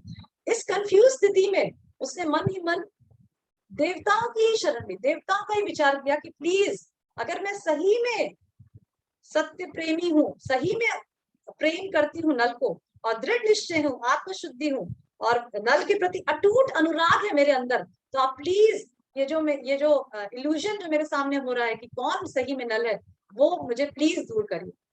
इस प्रकार से उसने मन ही मन देवताओं से ही प्रार्थना करके कहा कि प्लीज मुझे ये जो इल्यूजन हो रहा है वो, और जबकि देवता लोग ही नल के रूप में वेश करके आए थे, पर क्योंकि उसने सच्चे दिल से ये चीज प्रार्थना की कि प्लीज, और फिर क्योंकि देवता लोग भी श्रेष्ठ मनुष्य हैं, कोई साधारण मनुष्य की तरह तो है नहीं, वो लोग भी समझते हैं, फीलिंग्स को समझते हैं, इमोशंस को समझते हैं, और देखते हैं कि कौन सही में व्यक्ति अनुराग है जिसके मन में, वो सही में उसको समझ जाते हैं, उसको फील कर लेते हैं। तो दमयंती ने कहा कि अगर सही में मेरे मन में नल के लिए अटूट अनुराग है, अटूट अटैचमेंट है, तो प्लीज ये इल्यूजन मेरा दूर करिए। और फिर तभी जब उसने ऐसी प्रार्थना की, तब देवताओं ने उसे इंटेलिजेंस दिया। क्या इंटेलिजेंस दिया? कि दमयंती ने देखा कि 5 लोग नल की तरह दिखते हैं, और उसमें से जो 4 लोग थे, उसने देखा कि उनके शरीर पर पसीना नहीं आ रहा था, उनकी पलक नहीं गिरती थी। These are all the science of being a devata. ये सब साइंस किसके हैं? देवताओं के हैं, कि देवता और मनुष्य में क्या फर्क है। सबसे पहला कि देवताओं का शरीर में पसीना या दुर्गंध नहीं आती, जैसे मनुष्य में होती है कि बहुत गर्मी, अभी गर्मी का सीजन शुरू हो रहा है तो तुरंत हम फैन ऑफ करते तो पसीना आने लगता है, हमारे दुर्गंध आने लगती है। पर देवताओं के शरीर से दुर्गंध नहीं आता, कभी पसीना नहीं निकलता, और वो पलक नहीं गिराते। तो this is also sign of being a devata, कि ऐसे ऐसे जैसे हम लोग ब्लिंक करते हैं, तो देवता लोग ब्लिंक नहीं करते, ऐसे ऐसे नहीं करते। देयर आईज आर फिक्स्ड, वो लोग का आईज हमेशा खुली ही रहती है। ब्लिंकिंग इज ओनली फॉर मनुष्य। ये जो ब्लिंकिंग ऑफ द आईज जो हम करते हैं वो मनुष्य ही करते हैं, देवता नहीं करते। माला कुमलाई नहीं, और उनकी जो माला जो पहन रखे थे गले में, जो ऑलरेडी सभी जो राजा लोग आए थे उनकी माला, क्योंकि बहुत गर्मी हो रही थी, पसीना आ रहा था, तो माला भी जब पहने रहते हैं तो थोड़े समय बाद सूख जाती है और मुरझा जाती है। पर देवताओं के गले में जो माला थी वो एकदम एवर फ्रेश रहती है, वो कभी मुरझाती नहीं, और उसमें से बहुत सुंदर सुगंध आती रहती है। तो ये भी दमयंती ने देखा। वे स्थिर हैं, धरती नहीं छूते, और उनकी छाया भी नहीं पड़ती। These are all the signs of being a देवता, कि वो लोग जो देवता होते हैं वो हमेशा जब धरती पर भी उतरते हैं तो वो धरती पर पैर नहीं रखते, क्योंकि धरती पाप भूमि मानी गई है ना। तो इसीलिए देवता लोग, ये चीज श्रीमद् भागवतम में भी आता है, आप पढ़ेंगे वर्णन, पृथु या किसके उपलक्ष्य में, अगर आपने पढ़ा हो, किसी ने जानता हो कोई, तो जब देवता लोग धरती पर उतरे थे तब वो लोग श्रीमद् भागवत में, मुझे एग्जैक्टली याद नहीं आ रही कौन से एपिसोड में ये देवताओं की बात आती है उसमें, तो मुझे एग्जैक्टली याद नहीं आ रहा कौन सा, पर ये श्रीमद् भागवत में चर्चा आती है कि देवताओं का क्या गुण है। तो अब देखेंगे कि देवता जो लोग होते हैं वो धरती पर पैर नहीं रखते, मतलब धरती पर आते हैं पर धरती की जो धरती है उससे थोड़े एलिवेशन पे ही रहते हैं, उनका जो सीट होता है थोड़े एलिवेशन पे रहता है, वो अपना पांव धरती पर नहीं रखते, क्योंकि धरती पाप भूमि मानी गई है और देवता लोग पुण्यशाली जीव हैं, वो बहुत पुण्य एकत्रित किए हैं इसीलिए वो देवता बने हैं। तो वो भी दमयंती ने देखा कि जो चार जो नल के रूप का धारण किए वो लोग धरती पर नहीं खड़े थे, वो थोड़ा सा एलिवेशन पे खड़े थे, they were on elevated platform, और उनकी छाया भी नहीं पड़ती। जो देवता होते हैं उनकी छाया नहीं पड़ती, जैसे हम मनुष्यों की छाया पड़ती है कि जैसे हम मनुष्य खड़े होते तो हमारी छाया देख सकते हैं, पर देवताओं की छाया नहीं होती। तो इस तरह से दिस डिफरेंस बिटवीन अ देवता और मनुष्य देखकर दमयंती तुरंत समझ गई कि ये लोग चार देवता हैं, और बाकी जो सही में नल थे उनका सब प्रकार से वो देख सकती थी कि उनके पसीने आ रहे थे, उन्हें उनकी छाया पड़ती थी, वो जमीन पर स्पर्श कर रहे थे, उनकी पलक गिरती थी और उनकी माला थोड़ी थोड़ी सूख रही थी। तो इस तरह से नल और दमयंती ने नल को अच्छी तरह से पहचान लिया और उसके पास जाकर इन लक्षणों से उसने पुण्य श्लोक महाराज नल को पहचान लिया और धर्म के अनुसार उनका ही वर्ण किया, और जाके धर्म के, और उसने लज्जावश कुछ घूंघट काट लिया और समीप जाकर नल के गले में वरमाला डाल दी। देवता और महर्षि साधुवाद देने लगे, अन्य राजाओं में हाहाकार मच गया। जैसे ही दमयंती ने नल का वर्ण किया सभी साधु देवता सभी लोग जय हो जय हो जय हो करने लगे। इस तरह से देवता लोग दे वर नॉट इनवियस, लोग जलस लोग नहीं थे कि अरे हमने तो दमयंती नहीं मिली और नल को वर्ण कर लिया, ऐसा नहीं था। ठीक है, दमयंती ने नल का वर्ण किया तो भी देवता लोग बहुत खुश हुए, प्रसन्न हुए कि नल दमयंती ने अपनी जो श्रद्धा थी उसकी नल में वो पूरी तरह से व्यक्त की और उसी को ही अपना पति वर्ण किया। तो जब दमयंती ने राजा नल का वर्ण किया तो देखिए कितना अच्छी बात राजा नल ने दमयंती से कहा। राजा नल को हर्ष की सीमा नहीं रही। क्यों? क्यों? दमयंती ने नल के लिए कितना बड़ा त्याग किया था। दमयंती ने नल के लिए सोचे कितना बड़ा त्याग किया था। इफ शी वांटेड, वो चाहती तो देवताओं के गले में वरमाला डाल सकती थी। अग्नि थे, वरुण थे, इंद्र थे, जो बड़े बड़े लोकपाल थे, उनको छोड़कर दमयंती ने एक मनुष्य जो जो संसार के राजा थे उनका वर्ण किया, नल का वर्ण किया। देवलोक के अपार ऐश्वर्य पर लात मारकर उन्होंने नल को अपनाया। जो देवलोक का तो इतना बड़ा ऐश्वर्य है उसको छोड़कर उन्होंने नल को अपनाया। इस बात पर विचार करके नल बहुत प्रसन्न हुए दमयंती से कि इतना बड़ा सैक्रिफाइस दमयंती ने सिर्फ मुझे प्राप्त करने के लिए किया है। सो जैसे हम स्त्रियां होती है कि हम स्त्रियों का प्रश्न होता है कि how to please the husband, तो ये एक बहुत इंपॉर्टेंट उदाहरण है नल दमयंती की स्टोरी से कि दमयंती ने कभी अपने विवाह फैमिली में प्रवेश भी नहीं किया, पर इतना बड़ा सैक्रिफाइस देकर उसने नल को ऐसे ही ऑटोमेटिकली ही प्लीज कर दिया। अभी तक कोई नल की सेवा नहीं की, कुछ भी नहीं किया, पर जो बड़ा जो त्याग किया, and that pleases null very much. Null was very much pleased by that sacrifice. जो त्याग उसने किया नल को प्राप्त करने के लिए, वो नल ने देखा कि कितना बड़ा त्याग दमयंती ने सिर्फ मुझे प्राप्त करने के लिए किया। इस तरह से हम सोचते हैं कि हाउ टू प्लीज हस्बैंड, या this is a very important point कि क्या हम अपने हस्बैंड के लिए कुछ, अगर हम कुछ त्याग करते हैं तो definitely the husband is going to see that because of me my wife is sacrificing so much. मुझे प्रसन्न कर, ऐसा नहीं है, हर व्यक्ति देख सकता है, हर व्यक्ति में फीलिंग्स है, हर व्यक्ति में इमोशंस है, वो देख सकता है कि हमें ऐसा लगता है कि हमारे हस्बैंड क्या देखते होंगे, मैं पूरा दिन सुबह से शाम लगी रहती हूँ घर के काम में और व्यस्त रहती हूँ, फिर भी मेरे हस्बैंड तो रात में आते हैं और बस उनको लगता है कि मैं कुछ काम नहीं करती और ऐसा सब नहीं, ऐसा नहीं है। हस्बैंड्स सी थिंग्स, जितना मेरा एक्सपीरियंस है, definitely they see that my wife is doing things for me she is doing, वो मेरे अनुसार कार्य कर रही है, जो मैं कहता हूँ कर रही है, और उसके वजह से उसको बहुत सैक्रिफाइस भी कर रही है अपने जीवन में।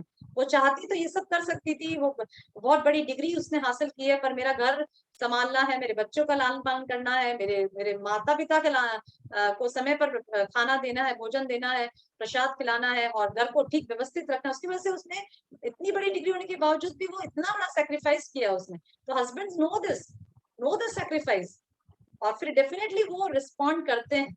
ऐसा एवरीडे तो नहीं रिस्पॉन्ड करेंगे, पर जब समय आता है तो लोगों को कहते हैं कि देखो, और मैंने काफी लोगों की फैमिलीज में ऐसा देखा है कि ऐसे तो लगता है कि हस्बैंड कुछ नहीं, पर जब वो हमारे सामने आते हैं तो अपनी वाइफ की बहुत प्रशंसा करते हैं कि मेरी वाइफ इतनी बड़ी पोस्ट, इतनी बड़ा पोस्ट था उसका, पर उसने वो सब पोस्ट छोड़ दिया, और अब she is a housewife and she is very well managing the house and doing whatever I want her to do.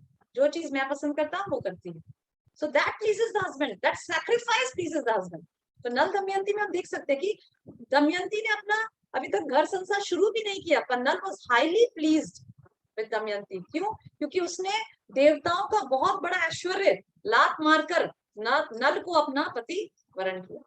So that sacrifice really counts. और उसके लिए नल ने दमयंती को क्या कहा कि उन्हें बारी बार नल को फिर दमयंती दोनों ने एक दूसरे को सादर अभिनंदन किया। फिर इंद्र आदि और नल ने दमयंती से कहा कि क्योंकि तुमने इतना बड़ा ऐश्वर्य मेरे लिए त्याग दिया है, इसीलिए मैं सदैव तुम्हारी रक्षा करूंगा और तुम्हें हमेशा मतलब प्रोटेक्शन दूंगा, हमेशा तुम्हारे साथ रहूंगा, मैं तुम्हें कभी छोड़कर नहीं जाऊंगा। ऐसे करके उसको बोलिए। फिर दमयंती के हाथ तो बिना मोल बिक गई। दोनों ने एक दूसरे का आदर अभिनंदन किया। फिर इंद्र आदि देवताओं की शरण ली, और फिर क्योंकि देवताओं को प्रणाम किया, जब नल दमयंती ने, जैसे विवाह के पश्चात हम बड़े वरिष्ठ को प्रणाम करते हैं, उसी तरह से शादी होने के बाद नल दमयंती के विवाह के पश्चात वो लोग एक एक करके देवताओं को प्रणाम करते हैं। और उसने तो इन सब जो देवता वहां प्रेजेंट थे, उन्होंने एक एक करके उन्हें नल को वरदान दिया। इंद्र ने कहा तुम्हें यज्ञ में मेरा दर्शन होगा और उत्तम गति मिलेगी। अग्नि ने कहा जहां तुम मेरा स्मरण करोगे वहीं मैं प्रकट हो जाऊंगा, और मेरे ही समान प्रकाश में लोग तुम्हें प्राप्त होंगे। फिर यमराज ने कहा तुम्हारी बनाई हुई रसोई बहुत मीठी होगी। तो यमराज ने नल को ये वरदान दिया कि तुम अगर कभी कुकिंग करोगे, पहले तो मैंने लोग भी कुकिंग कभी कभी करते थे, तो बोले तुम अगर कुकिंग करोगे तो बहुत मीठी होगी और तुम अपने धर्म पर दृढ़ रहोगे। वरुण ने कहा तुम जहां चाहोगे वहीं जल प्रकट हो जाएगा, तुम्हारी माला उत्तम गंधों से परिपूर्ण रहेगी। इस प्रकार दो दो वर देकर सभी देवता अपने अपने लोक में चले गए। तो सभी देवताओं ने नई जो विवाहित नल दमयंती उनको वरदान देकर अपने अपने लोक में चले गए। तो इस तरह से नल दमयंती का विवाह संपन्न हुआ। और फिर विवाह के पश्चात दमयंती वह पति की छोटी सब प्रकार से पति की सेवा करने में लगने, वह पति की छोटी से छोटी सेवा भी अपने हाथों करती थी। शी वॉज अ राजकुमारी, मतलब प्रिंसेस थी, और तो भी पति की कोई भी सेवा, छोटी सी छोटी सेवा होती तो वो खुद करती थी। समय अनुसार दमयंती के घर में इसे एक पुत्र और कन्या का जन्म हुआ।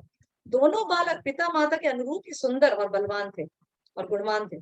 समय सदा एक नहीं रहता, पर क्योंकि समय हमेशा एक नहीं रहता, जैसे हम भी देखते हैं कि विवाह के पश्चात जब काफी वर्ष, शुरू शुरू में तो सब मधुर मधुर ही रहता है, जब नई नई शादी होती है सब अच्छा ही दिखता है, अच्छा ही होता है।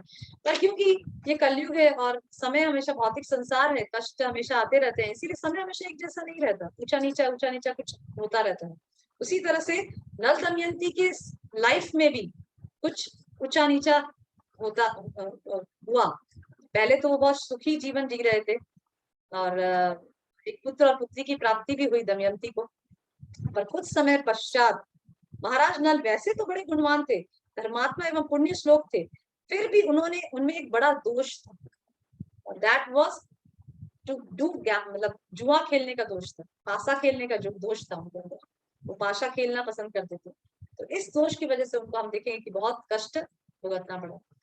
और राजा नल सतयुग के श्रेष्ठा थे, कलयुग उनके स्वभावतः द्वेष रखता था, उसने द्वापर में भी अपना साथी बनाया।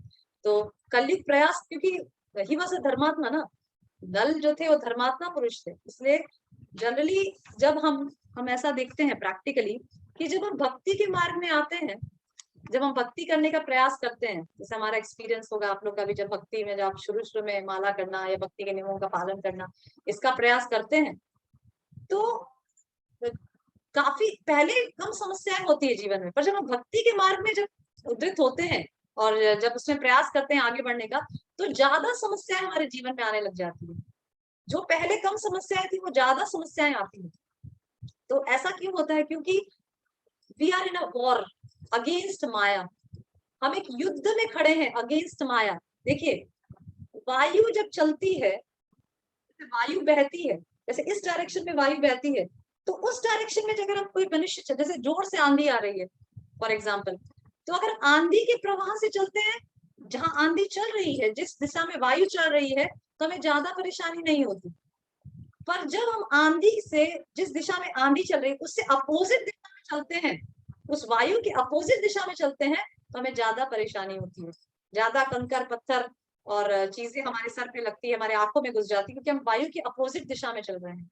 उसी प्रकार से जब हम भक्ति मार्ग में आते हैं, तो भक्ति के मार्ग में प्रयास करते हैं प्रगत करने का, माला करने का, भगवान की माला करना, प्रसाद ग्रहण करना, बाहर का ना खाना, ये सब बहुत सारी चीजें जो भक्ति के अंग है उनको प्रयास करते हैं करने का, तो ज्यादा समस्याएं आती है। क्यों? क्योंकि हम जो नॉर्मल जो फ्लो है उसके अगेंस्ट जाते हैं। हम युद्ध छेड़ देते हैं माया के अगेंस्ट। हमने युद्ध घोषित कर दी है। पहले हमने युद्ध घोषित नहीं की थी, पहले तो नॉर्मल चल रहे थे। माया जैसे जैसा कह रही थी हम कर रहे थे। माया जो डिक्टेट कर रही थी, हमें हमें मूवी देखने की इच्छा है, तुरंत हम टीवी ऑन करके मूवी देखना शुरू कर देते हैं।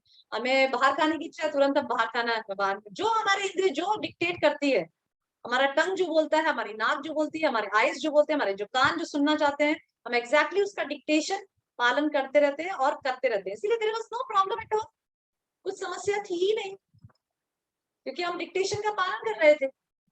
बट नाउ जब हम भक्ति के मार्ग में उद्धृत हो जाते हैं, उसमें प्रगति करने का प्रयास करते हैं, तो हम वॉर डिक्लेयर करते हैं। Now we are at a war. हम शंख बजाते हैं जोर से, जैसे वॉर डिक्लेयर होता है तो किसी शंख बजती है, शंखनाद होता है, उसी तरह से now we have declared a war against maya. हम माया के अगेंस्ट वॉर डिक्लेयर कर दिया है कि अब माया, मैं तुझसे फाइट करूंगी, कि अब जब भी तू मुझे प्रलोभन देगा इन सब चीजों का, तो मैं तुझसे फाइट करूंगी। और उस फाइट करने के चक्कर, जब हम फाइट करते हैं तो हमें समस्याएं आती है, हम परेशानी महसूस करते हैं, क्योंकि वी आर नॉट ट्रेन्ड। हम सब लोग युद्ध करने के लिए ट्रेनिंग नहीं लेकर आए हैं। जैसे एक युद्ध, एक निपुण फाइटर होता है, एक्सपर्ट फाइटर होता है, जो युद्ध करने में बहुत एक्सपर्ट है, तो ही विंस। पर क्योंकि हम लोग अभी एक्सपर्ट फाइटर नहीं बने हैं, इसीलिए जब हम माया के साथ युद्ध करते हैं तो कभी कभी धराशायी हो जाते हैं, कभी कभी घायल हो जाते हैं, कभी हमें चोट आ जाती है, कभी गिर जाते हैं, फिर उठने का प्रयास करते हैं। उसी प्रकार से जैसे युद्ध भूमि में जब व्यक्ति युद्ध छेड़ता है तो कई बार वो घायल हो जाता है, उसी प्रकार से जब हम माया के अगेंस्ट युद्ध छेड़े हैं तो माया कई बार हमें ओवरकम कर जाती है और हम माया के बहाव में आ जाते हैं, और हमें ये सब ठीक लगने लग जाते हैं कि अरे हाँ, कई लोग कह दिए कि अरे माला करने की क्या जरूरत है, ये सब भक्ति के नियम, ये सब भगवान का नाम लेना, या ये सब क्या, मंदिर जाना, ये सब क्या, ये सब बुढ़ापे में करना, अभी तो जो तुझे ठीक लग रहा है, अभी यंग अवस्था है, जो अच्छा अभी एंजॉय करो life, enjoy and be happy. तो इस तरह से माया हमें बार बार धराशायी करती है, पर हमें ये समझना चाहिए कि that is the trick of Maya. Maya win कर रही है, पर हमें माया को विन करने नहीं देना है। हमें माया से अगर हम धराशायी हो जाते हैं कोई बात नहीं, हमें वापस खड़े होके माया से फाइट करनी है। तो इस तरह से हम लोग, जब हम कंटिन्यूअसली माया के साथ फाइट करने का प्रयास करते रहेंगे, क्योंकि माया भी भगवान के अंतर्गत, माया भी भगवान की बहिरंगा शक्ति है, वो भी भगवान की भली भांति तरह से भगवान की आज्ञा का पालन कर रही है, वो अपना कार्य कर रही है। उसका कार्य है जीवों को भगवान से दूर ले जाना, जीवों को माया की शक्ति से ढक दिया जाता है ताकि वो भगवान की विस्मृति हो जाए, they forget Krishna. That is the work of maya, that is allotted by Krishna, क्योंकि वी वांट इट, क्योंकि हम ऐसा चाहते थे, इसलिए भगवान ने माया शक्ति के द्वारा हमें ऐसा दे दिया। तो even of we lose the battle, even if we lose by fighting with maya, अगर हम माया से फाइट करते हुए लूज भी कर जाते हैं, नो प्रॉब्लम, अगेन खड़े होना है। प्रयास करते रहना है, क्योंकि दैट जो प्रयास जो हम कर रहे हैं, that is seen by Krishna. वो कृष्णा के द्वारा देखा जाएगा। भगवान देखेंगे कि ये व्यक्ति मेरे पास आने के लिए, मुझे प्राप्त करने के लिए, शुद्ध प्रेम, भगवत भक्ति का शुद्ध प्रेम प्राप्त करने के लिए माया के साथ लगातार फाइट कर रहा है। इवन दो वो धराशायी हो रहा है, वो लूज कर रहा है, फिर भी वो प्रयास करता जा रहा है। तो दैट प्रयास कृष्णा विल सी, और one day Krishna will lift us up. Krishna हमें अपने धाम लेकर जाएंगे। जब कृष्णा देखेंगे कि ये व्यक्ति सही में मेरे पास आने के लिए तत्पर है, तो कृष्णा विल लिफ्ट अस। कृष्णा हमें लेकर जाएंगे। भगवान, क्योंकि भगवान के पास अनलिमिटेड शक्ति है। भगवान सिर्फ चाह मात्र से, इच्छा मात्र से वो हमें गोलोक वृंदावन ले जा सकते हैं।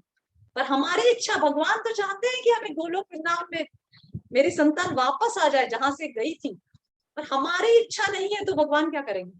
क्योंकि हर जीव को स्वतंत्र इच्छा दे रखी है भगवान ने। भगवान चाहते हैं कि वो अपनी स्वतंत्र इच्छा का उपयोग करके, जो उसको इंडिपेंडेंस, जो माइन्यूट इंडिपेंडेंस जो जीव को दे रखा है, वो अपना उस माइन्यूट इंडिपेंडेंस को यूज करके मेरे पास आए। भगवान चाहते हैं। अगर भगवान चाहते तो तुरंत हमें लेकर जा सकते हैं। भगवान की तो इच्छा मात्र है। भगवान तो एक, ये व्यक्ति मेरे पास आए, तुरंत हम वहां पहुंच जाएंगे। पर क्या हमारी इच्छा है सही में भगवान के पास जाने की? क्या हमने सब आसक्तियों से मुक्त हो चुके हैं? अभी हमें अभी आप भगवान आ जाए, चलो, क्या वी आर रेडी? हम बुला रहे हमारे बच्चे का क्या होगा? मेरा बच्चा माँ के बिना कैसे रहेगा? मेरा छोटा बच्चा है, उसको प्रसाद कौन देगा टाइम टू टाइम? भगवान आप बाद में आना, जब मेरा बच्चा बड़ा हो जाए। So these are all the excuses we have. So Krishna says, be there. And when, जब आपकी पूरी तरह से शरणागति हो जाए और पूरी तरह से एकमात्र इच्छा रह जाए भगवान को प्राप्त करना, भगवत प्रेम प्राप्त करना, तब मैं तुम्हें इस भौतिक संसार से लेकर जाऊंगा। पर अगर 0.000 फ्रैक्शन भी इच्छा अगर हमारी भोग करने की है इस भौतिक संसार में, तो हम भगवत धाम जाने के लिए एलिजिबल नहीं है। We have failed in the exam. जो एग्जाम जो पास करनी है वहां एंट्री करने के लिए, उसमें हम फेल हो रखते हैं, फेल हो जाते हैं। क्यों? क्योंकि लेश मात्र भी अगर खुद को एंजॉय, भोग इच्छा है हमारे अंदर, तो हम भगवत धाम जाने के लिए एलिजिबल नहीं है।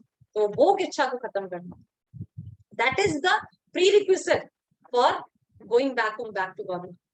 कि किसी भी प्रकार से भगवान से स्वतंत्र होकर, भगवान को से विमुख एंजॉय करने की इच्छा जो जीवों में है, वो जब तक हमारे अंदर है कि भगवान को सेपरेट करके, भगवान को साइड में रखकर मैं भोग करूं, वो इच्छा जब तक हमारे अंदर है, तब तक हम भगवत धाम और भगवान को प्राप्त नहीं कर सकते।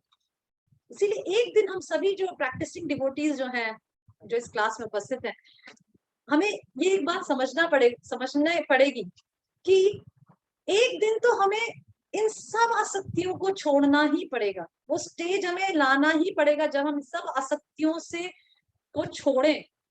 और जैसे हम ब्रज में देखते हैं कई बार, जैसे हम मैं गोवर्धन में रहती हूँ, तो मैं कई बार हमारा बाहर निकलते हैं जहाँ परिक्रमा मार्ग है, बड़ी परिक्रमा मार्ग, तो मैं देखती हूँ काफी साधु लोग बैठे हैं और भगवान का नाम ले रहे हैं। कोई कीर्तन कर रहा है, कोई की तरफ ध्यान भी नहीं दे रहा, पर वो मग्न है कीर्तन में, भगवान के भजन करने में मग्न है।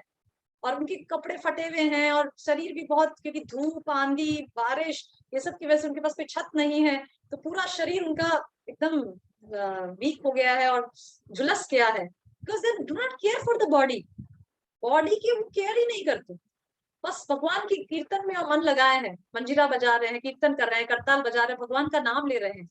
I've seen so many sadhus in the बड़ी परिक्रमा मार्ग, बड़ी हमारी जो मार्ग है परिक्रमा, उसमें मैं बहुत सारे लोगों को देखती हूँ। तो मैं एक बार जब वहां जा रही थी अपने प्रभु के साथ, अपने हस्बैंड के साथ, तो मैंने अपने प्रभु से कहा कि एक दिन हमें भी भगवान को प्राप्त करना है, तो सारी आसक्तियों से मुक्त होकर इस स्टेज में आना पड़ेगा। जब तक हमारे अंदर आसक्तियां बनी है किसी भी चीज के लिए, घर के लिए, बच्चों के लिए या हस्बैंड, किसी के लिए भी आसक्ति बनी है, तब तक हम भगवान के धाम में नहीं जा सकते, भगवान को प्राप्त नहीं कर सकते। भगवान को प्राप्त करने के लिए एकमात्र प्रीरिक्विजिट है कि पूरी तरह से भगवान को शरणागत और भगवान को ही प्राप्त करने की इच्छा, बस, और किसी से कोई आसक्ति नहीं। तो दैट इज द प्रीरिक्विजिट। तो इस प्रकार से थोड़ा स्टोरी और लेकर फिर मैं आधी स्टोरी नेक्स्ट क्लास में सुनाऊंगी। सब प्रयास करती। तो ये जब इस तरह से दमयंती के यहाँ भी जो सुख दुख, जैसे मैंने बताया कि सुख दुख समान, उसी तरह से जो नल का जो बड़ा भाई था उसका नाम था पुष्कर, और उसने नल को जुआ के लिए आमंत्रित किया, मतलब दैट मीन्स पाशा जो खेलते हैं उसके लिए आमंत्रित किया। तो इसमें एक स्टोरी में एक बात मैं कहना भूल गई कि जैसे इसलिए 12 वर्षों बाद एक दिन, जब 12 वर्ष तक नल दमयंती की जो विवाह था वो एकदम कूलली चला, कोई प्रॉब्लम नहीं आई।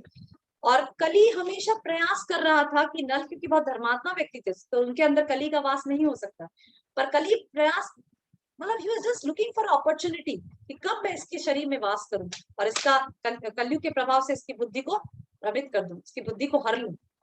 तो एक बार ऐसा घटना घटी कि नल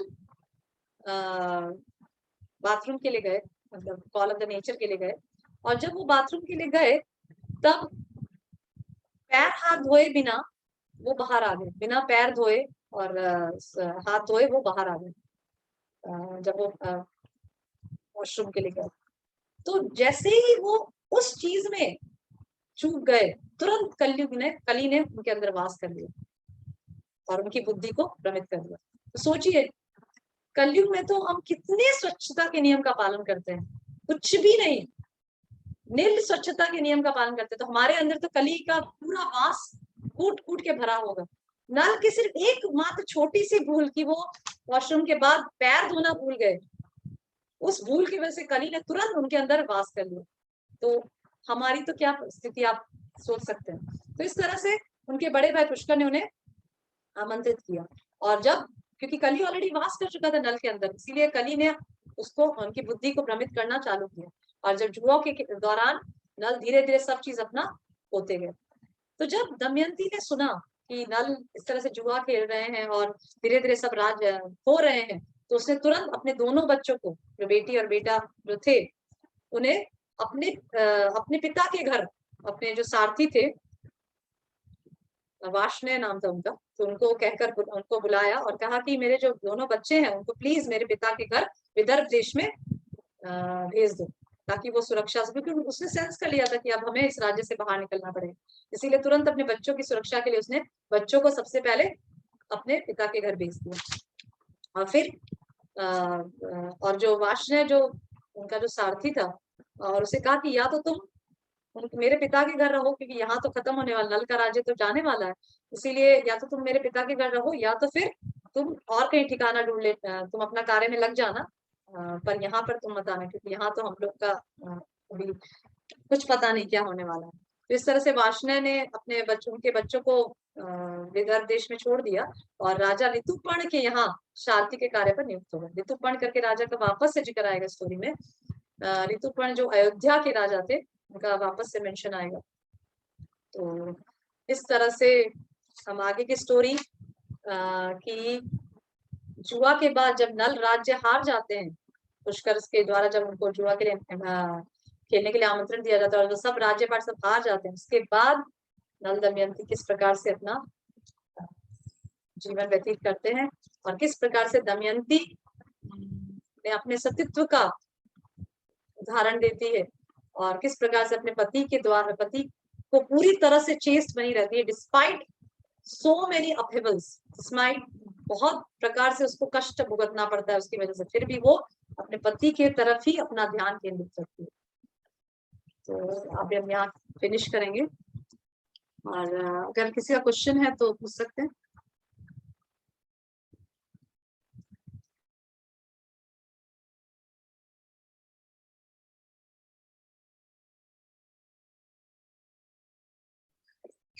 अनम्यूट कर दो।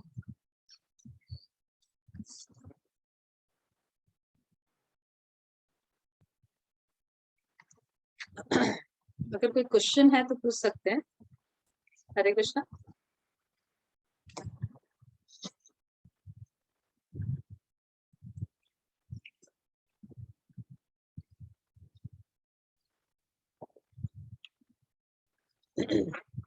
अगर किसी का प्रश्न है तो पूछ सकते हैं, नहीं तो फिर हम क्लास यहीं खत्म करेंगे और ये जो स्टोरी है आगे की स्टोरी नेक्स्ट क्लास में कंटिन्यू करेंगे। हरे कृष्ण माता जी, प्रणाम। प्रणाम माता जी। माता जी, मेरा क्वेश्चन ये था कि आपने कहा था कि ये नल ने बहुत अप्रिशिएट किया था sacrifices which were done by Damayanti, and there are these little sacrifices we always do in our daily life, and also परिवार को छोड़ के अपने लाइफस्टाइल को छोड़ के और पति के साथ उनको अपनाना एज इट इज। तो बहुत टाइम बीत जाता है और कुछ रियलाइजेशंस आती है कि ये सब छोड़ दिया, लेकिन कोई कोई अप्रिशिएट ही नहीं करता है कि सैक्रिफाइसेस की है हमने। तो उससे कैसे हम लोग डील कर सकें? I mean how to deal with things, और it's actually basically expectation management. So how to not feel distressed or disturbed when we are not appreciated for the sacrifices we've made.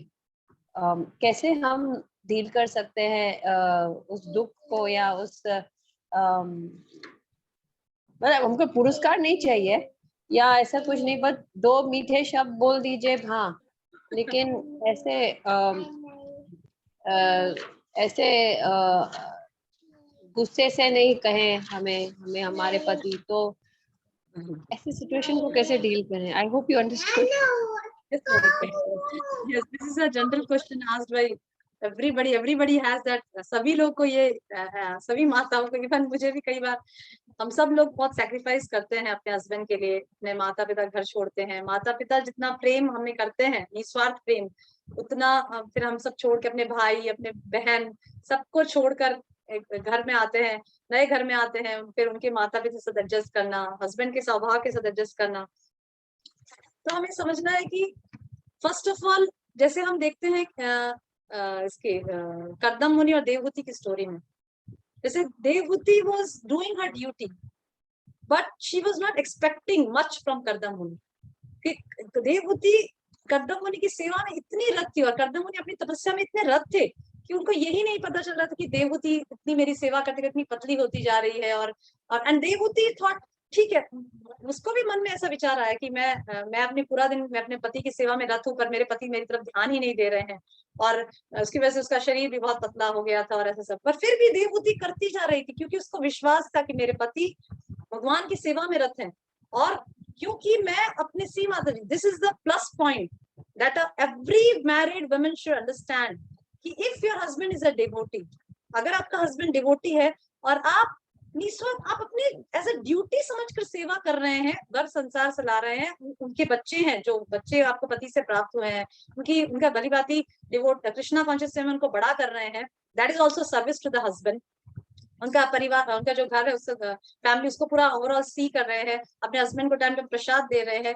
तो by doing your duty, आप अपने husband, जो आपके जो devotee husband है, उसके आधे उसके क्योंकि wife is called ardhangini, half the body of the husband.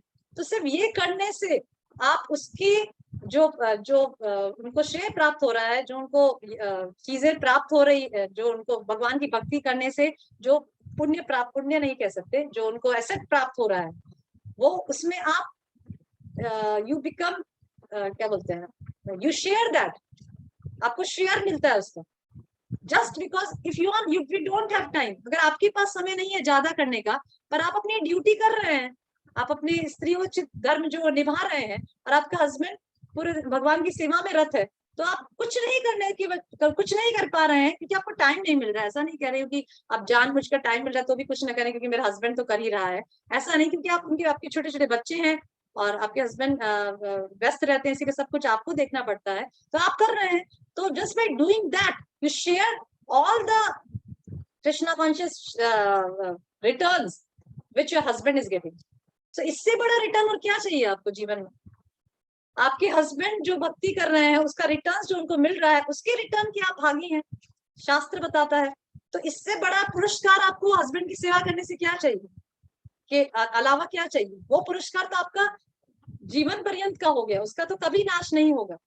ठीक है, भले ही आपके हस्बैंड आपको जैसे कई सबका स्वभाव होता है, सब हस्बैंड्स का अलग अलग स्वभाव होता है, कई लोग हाँ, रेसिप्रोकेट कर श्रद्धा पाते मुनि हैं, ने तो कई लोग विमान दिया था और बहुत बड़ा हाँ हाँ काफी विमान, काफी जब करता देवहूति के काफी समय बाद जब उसने देखा, उन्होंने फील किया कि हाँ पर वो बहुत बड़े ऋषि थे, ऋषि थे, उनके पास ठीक है। हाँ उसी तरह से आजकल कलयुग में हम इस प्रकार का एक्सपेक्टेशंस नहीं कर सकते, क्योंकि आजकल तो सब निम्न को मतलब डाउन टू द अर्थ लोग हैं। पर हम ऐसा सोचते हैं कि हमने हस्बैंड के लिए क्या इतना सैक्रिफाइस किया, पर हमारे हस्बैंड मुंह से एक अच्छी प्रशंसा शब्द नहीं कह सकते, या क्यों नहीं कहते, हमेशा मुझे धुतकारते रहते हैं। पर मैं ऐसा सोचती हूँ कि ऐसा नहीं है। जब हम कुछ विकट परिस्थिति में आते हैं, जब वी रियली नीड हेल्प, तब वही हस्बैंड हमारा साथ देते हैं। और फिर जब जरूरत होती है तो दूसरों के साथ, अगर दूसरा कोई उसकी वाइफ के लिए कुछ बोल दे खराब कि आपकी वाइफ को क्या आता है, कुछ नहीं आता, तब नो नो मेरी वाइफ को बहुत कुछ, शी इज ये, she has done MSc in that, she is ये, she is doctor, she is ये। बहुत हस्बैंड्स, जब हम घर में जाते हैं तब हम देखते हैं कि हस्बैंड वाइफ को केयर नहीं करते और वाइफ की तरफ ध्यान नहीं देते, पर जब वो बाहर जाते हैं और उनसे पूछो उनकी वाइफ के बारे में तो बताएंगे। और अगर उनके किसी ने बोल दिया उनकी वाइफ के बारे में खराब, then we can see how he reacts. तो love is there, affection is definitely there, then only they are living together ना। बिना अफेक्शन के कोई कैसे जीवन साथ निभा सकता है। जीवन की दौड़, जो कष्ट आएंगे, जो सुख मिलेगा, जो दुख आएगा, वो सबको साथ शेयर करके बिताना है। बिना, आप बताइए, बिना कोई बॉन्डिंग के कैसे हम कोई व्यक्ति साथ में रहकर बॉन्ड निभाएगा। अगर आप जैसे कह रहे हैं कि मेरे हस्बैंड को तो कुछ पड़ी ही नहीं, मेरे कुछ अफेक्शन ही नहीं, हाँ अफेक्शन दिखाने का अलग अलग तरीका होता है। कोई लोग वर्ड से व्यक्त करते हैं, कोई लोग वर्ड से व्यक्त नहीं करते हैं, पर इसका मतलब ये नहीं कि अफेक्शन है ही नहीं। अफेक्शन नहीं है तो फिर साथ में रहकर परिवार चला कैसे रहे, रह कैसे रहे साथ में, if there is no affection at all. और the biggest affection, the biggest reward मेरे अनुसार a wife can get from the husband by properly serving the husband is share in whatever good and whatever bhakti he is doing. That is the biggest gift a wife can give. सोचिए, घर बैठे कुछ भी नहीं कर रही है wife, क्योंकि उसके पास समय नहीं है, घर के काम इतनी व्यस्त है, पर फिर भी वो अपने हस्बैंड का शेयर ले रही है। क्यों? क्योंकि she is chaste to the husband, वो अपने हस्बैंड के आज्ञा का पालन करने का प्रयास कर रही है, उसके परिवार को देखरेख कर रही है। Just because of that shastra gives, that's why wife is called, जो धर्म के अनुसार जो विवाह होता है, that's called, wife is called ardhangini. Ardhangini, half the body of the husband. इतना बड़ा चीज शास्त्र दे रखा है, और क्या चाहिए हमें। So this is the biggest gift you can get from the husband. So that is the share. So we have to think, we don't have to think negative कि अरे मेरे हस्बैंड को तो पड़ी नहीं। हाँ, कभी कभी ऐसा विचार आ जाता है, but ultimately we have to see, we have to remember those days when you are in difficulty. जब आप सही में डिफिकल्टी में थे, आपका कुछ बीमार हो गए, या तो आपको बहुत डॉक्टर की जरूरत थी, आपका बच्चा बहुत बीमार हो गया, उस समय क्या आपके हस्बैंड ने केयर किया था, क्या आपने हस्बैंड ने अफेक्शन दिखाया था? That really matters. ऐसा नहीं कि एवरी डे नॉर्मल चल रहा है फिर भी हस्बैंड पूरा दिन बोले वाह मेरी क्या वाइफ है, वाह मेरी क्या वाइफ है, तुमने कितना सेक्रीफाइस किया मेरे लिए, एवरी डे बोलता रहे। ऐसा तो बहुत रेयरली मिलेगा, इस प्रकार से शायद होते होंगे, पर मैंने तो ऐसा कहीं नहीं देखा यार, मुझे पर्सनल भी ऐसा एक्सपीरियंस नहीं हुआ। पर we have to think that our husband really cares for us, और हमें उस पॉजिटिव विजन से चीजों को देखना है। जैसे मैं अपने अनेकों क्लास से बताई कि विजन शुड बी पॉजिटिव। हमें दुर्योधन नहीं बनना है, हमें युधिष्ठिर की तरह अपने नेत्रों को देखना है, पॉजिटिव चीजें देखनी है। अपने नेत्रों को युधिष्ठिर के, धर्मराज के नेत्रों की तरह बनाना है कि हाँ या this is the good in him, या जब मुझे परेशानी आई तो तुरंत ही टेक टू केयर ऑफ। ऐसे तो ध्यान नहीं दे रहे, पर जब मेरी जरूरत पड़ी तो तुरंत ही is there to help me. और हमारे मन में भी तो रहता है, विचार आता है कई बार। जैसे मैं पर्सनली, ऐसे तो मेरे हस्बैंड भी बहुत ज्यादा ध्यान नहीं देते, पर जब कुछ कठिन परिस्थिति या कुछ परेशानी में तो तुरंत मैं उन्हीं को याद करके फोन करती हूँ। तो और किसको फोन करेंगे, उन्हीं को करेंगे, और तुरंत बताऊं कि ये परेशानी हो रही है। ही reciprocates.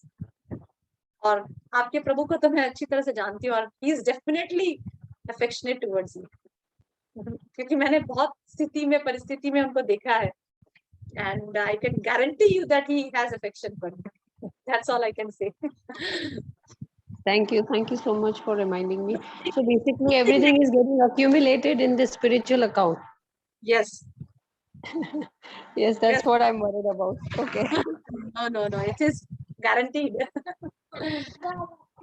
Thank you so much, Mataji. Hare Krishna. So Hare Krishna. Hare Krishna. दंडवत प्रणाम माता जी। माता जी, मेरा एक क्वेश्चन था। आप कौन बोल रहे हैं? अभी खुशबू कौन? खुशबू आवाज खुशबू अग्रवाल। अच्छा, एक मिनट माता जी, क्लियर है आवाज? हरे कृष्णा। अभी ठीक से आवाज नहीं आ रही है। एक मिनट।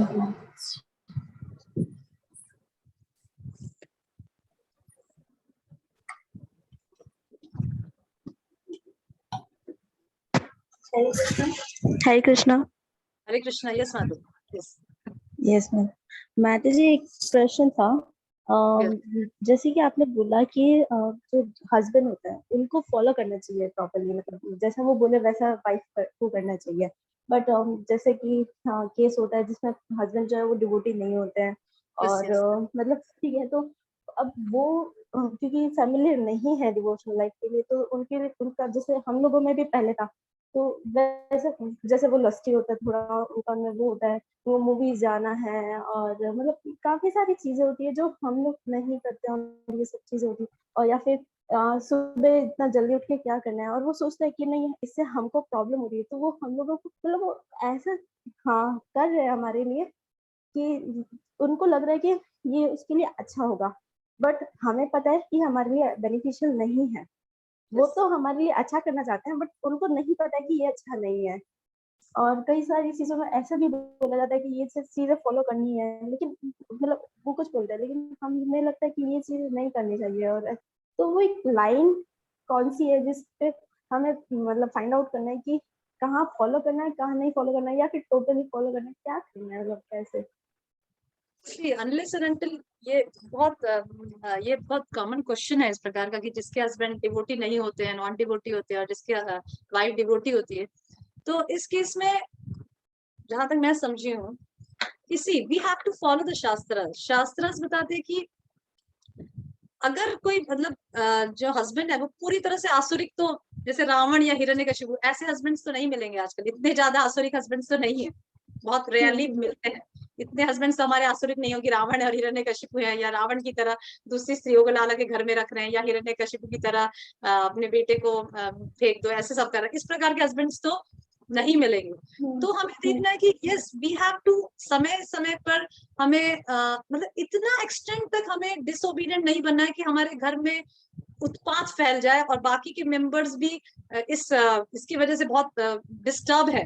इतना हमें डिसोबीडियंट नहीं बनना है, एक लिमिट रखनी है। जैसे हस्बैंड कुछ बोल रहा है, बार बार अगर बोलता है कि चलो यहाँ चलो वहां चलो, तो अगर हस्बैंड को बता सकते हैं कि ये मेरा प्रिंसिपल है, मैं भक्ति पालन करता हूँ। और अगर क्योंकि हमने शादी के बाद भक्ति ली है, शादी के पहले हमने जैसे शादी हो गई कर्मी के साथ और उसके बाद हमने भक्ति मार्ग में आए हैं, तो it's very difficult for the husband to digest it.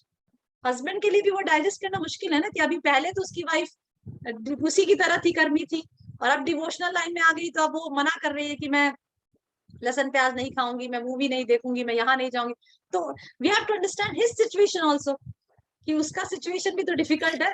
कि वो जो वाइफ है, हम सिर्फ अपना सिचुएशन माता जी देख रहे हैं, आप अपना सिचुएशन देख रहे हैं कि मैं डिवोशनल प्रैक्टिस करती हूँ, मेरे हस्बैंड, पर वी हैव टू सी कि वो जो डिवोटी नहीं है हस्बैंड, ठीक है, वो कर्मी है, पहले से कर्मी थे, मैंने शादी ऐसी करी, कर्मी से करी, तो वो कर्मी थे, तो वो अपने डिमांड्स रखेंगे ना।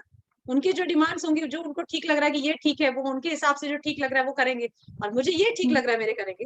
तो समय समय पर उनको रियलाइज कराना है कि यस मेरा ये अभी डिवोशनल लाइन है, और मैं लहसुन प्याज नहीं खाऊंगी, और मैं चाय कॉफी नहीं पीऊंगी, और मैं ये ऐसे समझा भी सकते हैं।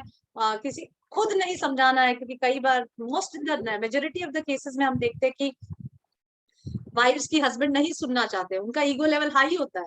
अपनी वाइफ इन मेजोरिटी केसेस में मैंने देखती हूँ कि हस्बैंड्स का ईगो लेवल हाई होने की वजह से वो वाइफ के मुंह से शास्त्र सुनना या भक्ति के बारे में बात सुनना वो नहीं पसंद करेंगे। अगर कोई और डिवोटी आके, कोई और पुरुष डिवोटी आके उनको भक्ति के बारे में बताए, तो शायद वो सुन सकते हैं। पर वाइफ अगर अपने घर की वाइफ बोले कि ऐसे ऐसे करना चाहिए, माला करना चाहिए, आप तो करते नहीं हो ये वो, पर if you always keep on fighting on that principle, अगर आप कंटिन्यूस उस प्रिंसिपल पे फाइट करेंगे घर में, तो उनके लिए वो चीज एक्सेप्ट करना और मुश्किल हो जाएगा। वो हेट करने लगेंगे उस चीज को, क्योंकि उनको पता है कि इस प्रिंसिपल पे हमेशा मेरी वाइफ फाइट करती है, और आपके लिए भी उस घर में रहना मुश्किल हो जाएगा। देन भक्ति will become a trouble for you. भक्ति आपके लिए ट्रबलसम चीज हो जाएगी। आप जो कर पा रहे वो भी नहीं कर पाए, मतलब मुश्किल हो जाएगा आपको। इट्स बेटर कि भगवान, जैसे मैंने आपको बताया कि भक्ति, एक bhakti, what is bhakti, you have to understand what is bhakti. Bhakti is some emotion, some feeling for the lord. भगवान ने आपकी कुछ कर्म की वजह से ऐसी परिस्थिति में डाला है इस जन्म में, जिसमें आपको यही फेवरेबल सर्कमस्टांस आपको भक्ति के लिए मिला है। इतना ही अनुकूल परिस्थिति भगवान ने आपको भक्ति के लिए दी है कि आपके हस्बैंड इतना ही परमिशन देते हैं आपको भक्ति करने के लिए। और अगर आपको पता है कि अगर मैं इस आज्ञा का, अपने हस्बैंड के इस आज्ञा का पालन नहीं करूंगी, वो बोल रहे होटल जाओ, तो बहुत बड़ा बवंडर घर में आ सकता है, या बहुत बड़ा भूचाल, और मेरे हस्बैंड बहुत ज्यादा क्रोधित हो सकते हैं, और डाइवर्स तक भी बात आ सकती है। ऐसा अगर लगता है तो it's better you follow your husband. What your husband is telling you, follow it. And जो आपके हस्बैंड बोल रहे हैं, अगर ऐसा सिचुएशन है, अगर आपको लग रहा है कि मुझे नहीं पता क्या सिचुएशन एग्जैक्टली, कई के हस्बैंड बहुत नम्र स्वभाव के, मतलब नरम स्वभाव के भी होते हैं, सॉफ्ट हार्ट के भी होते हैं, कि अगर वाइफ अगर बोले अरे प्लीज मैं नहीं जाऊंगी, मैं बाहर का नहीं खाऊंगी, तो वो एक्सेप्ट कर लेते, ठीक है कोई बात नहीं, तुम मेरे साथ चलो, मैं खाऊंगा, तुम बैठे रहना। ऐसे भी सिचुएशन में हस्बैंड एक्सेप्ट कर लेते हैं। पर कई हस्बैंड बहुत डोमिनेटिंग होते हैं, जैसे सुकन्या और चवन मुनि के ऋषि में आती है बात श्रीमद् भागवतम में, कि चवन मुनि जो थे, ही वॉज वेरी डोमिनेटिंग, और सुकन्या बहुत छोटी उम्र की थी, राजकुमारी छोटी उम्र की थी, और बहुत चिड़चिड़े स्वभाव के थे, जो दो ही वॉज वेरी एजेड। सुकन्या की एज तो बहुत कम थी, और चवन मुनि की 90s में, बहुत एजेड में उन्होंने शादी, मतलब ऋषि से शादी की थी, just by seeing his character and qualities. तो चवन मुनि इतने एजेड, फिर भी इतने चिड़चिड़े स्वभाव के थे, इरिटेटिंग स्वभाव था उनका, और बहुत गर्म स्वभाव के थे, और बहुत डोमिनेटिंग स्वभाव के थे, और हमेशा डोमिनेट करते थे सुकन्या के। तो भी सुकन्या अपने हस्बैंड का स्वभाव समझकर उनके अनुकूल आचरण करने का प्रयास करती थी। उसी तरह से हमें अपने हस्बैंड, क्योंकि हम कंटिन्यूसली अपने हस्बैंड को देख सकते हैं, समझ सकते हैं उनका क्या उनका रिएक्शन रहेगा, उसको हम समझ पाएंगे। तो अगर आपको लगता है कि ये भले ही भक्ति के लिए ये जो कर रही हूँ, ये कार्य ठीक नहीं है, अनुकूल नहीं है, ये भक्ति में एक्चुअली ये नहीं करना चाहिए, बाहर नहीं जाना मूवी देखने, पर अगर आपके हस्बैंड कह रहे हैं और आपको लगता है कि ये आज्ञा का पालन नहीं करने से बहुत बड़ा जीवन में बहुत भूचाल आ जाए, जिसकी वजह से मेरे बच्चे, अगर बच्चे हैं तो बच्चे भी सफर करेंगे, तो it's better you follow your husband. क्योंकि if you follow your husband, तो whatever bhakti principles you are following, जो भी दूसरे प्रिंसिपल्स, जो जैसे जब करना, जब हस्बैंड हमेशा तो हमारे साथ नहीं रहते, कभी बाहर भी जाते हैं, जॉब करते हैं वगैरह करते हैं, तो हम जब कर सकते हैं शांति से, हम दूसरे शास्त्र पढ़ सकते हैं, श्रवण कीर्तन स्मरण, ये सब भगवान की पूजा अर्चना कर सकते हैं।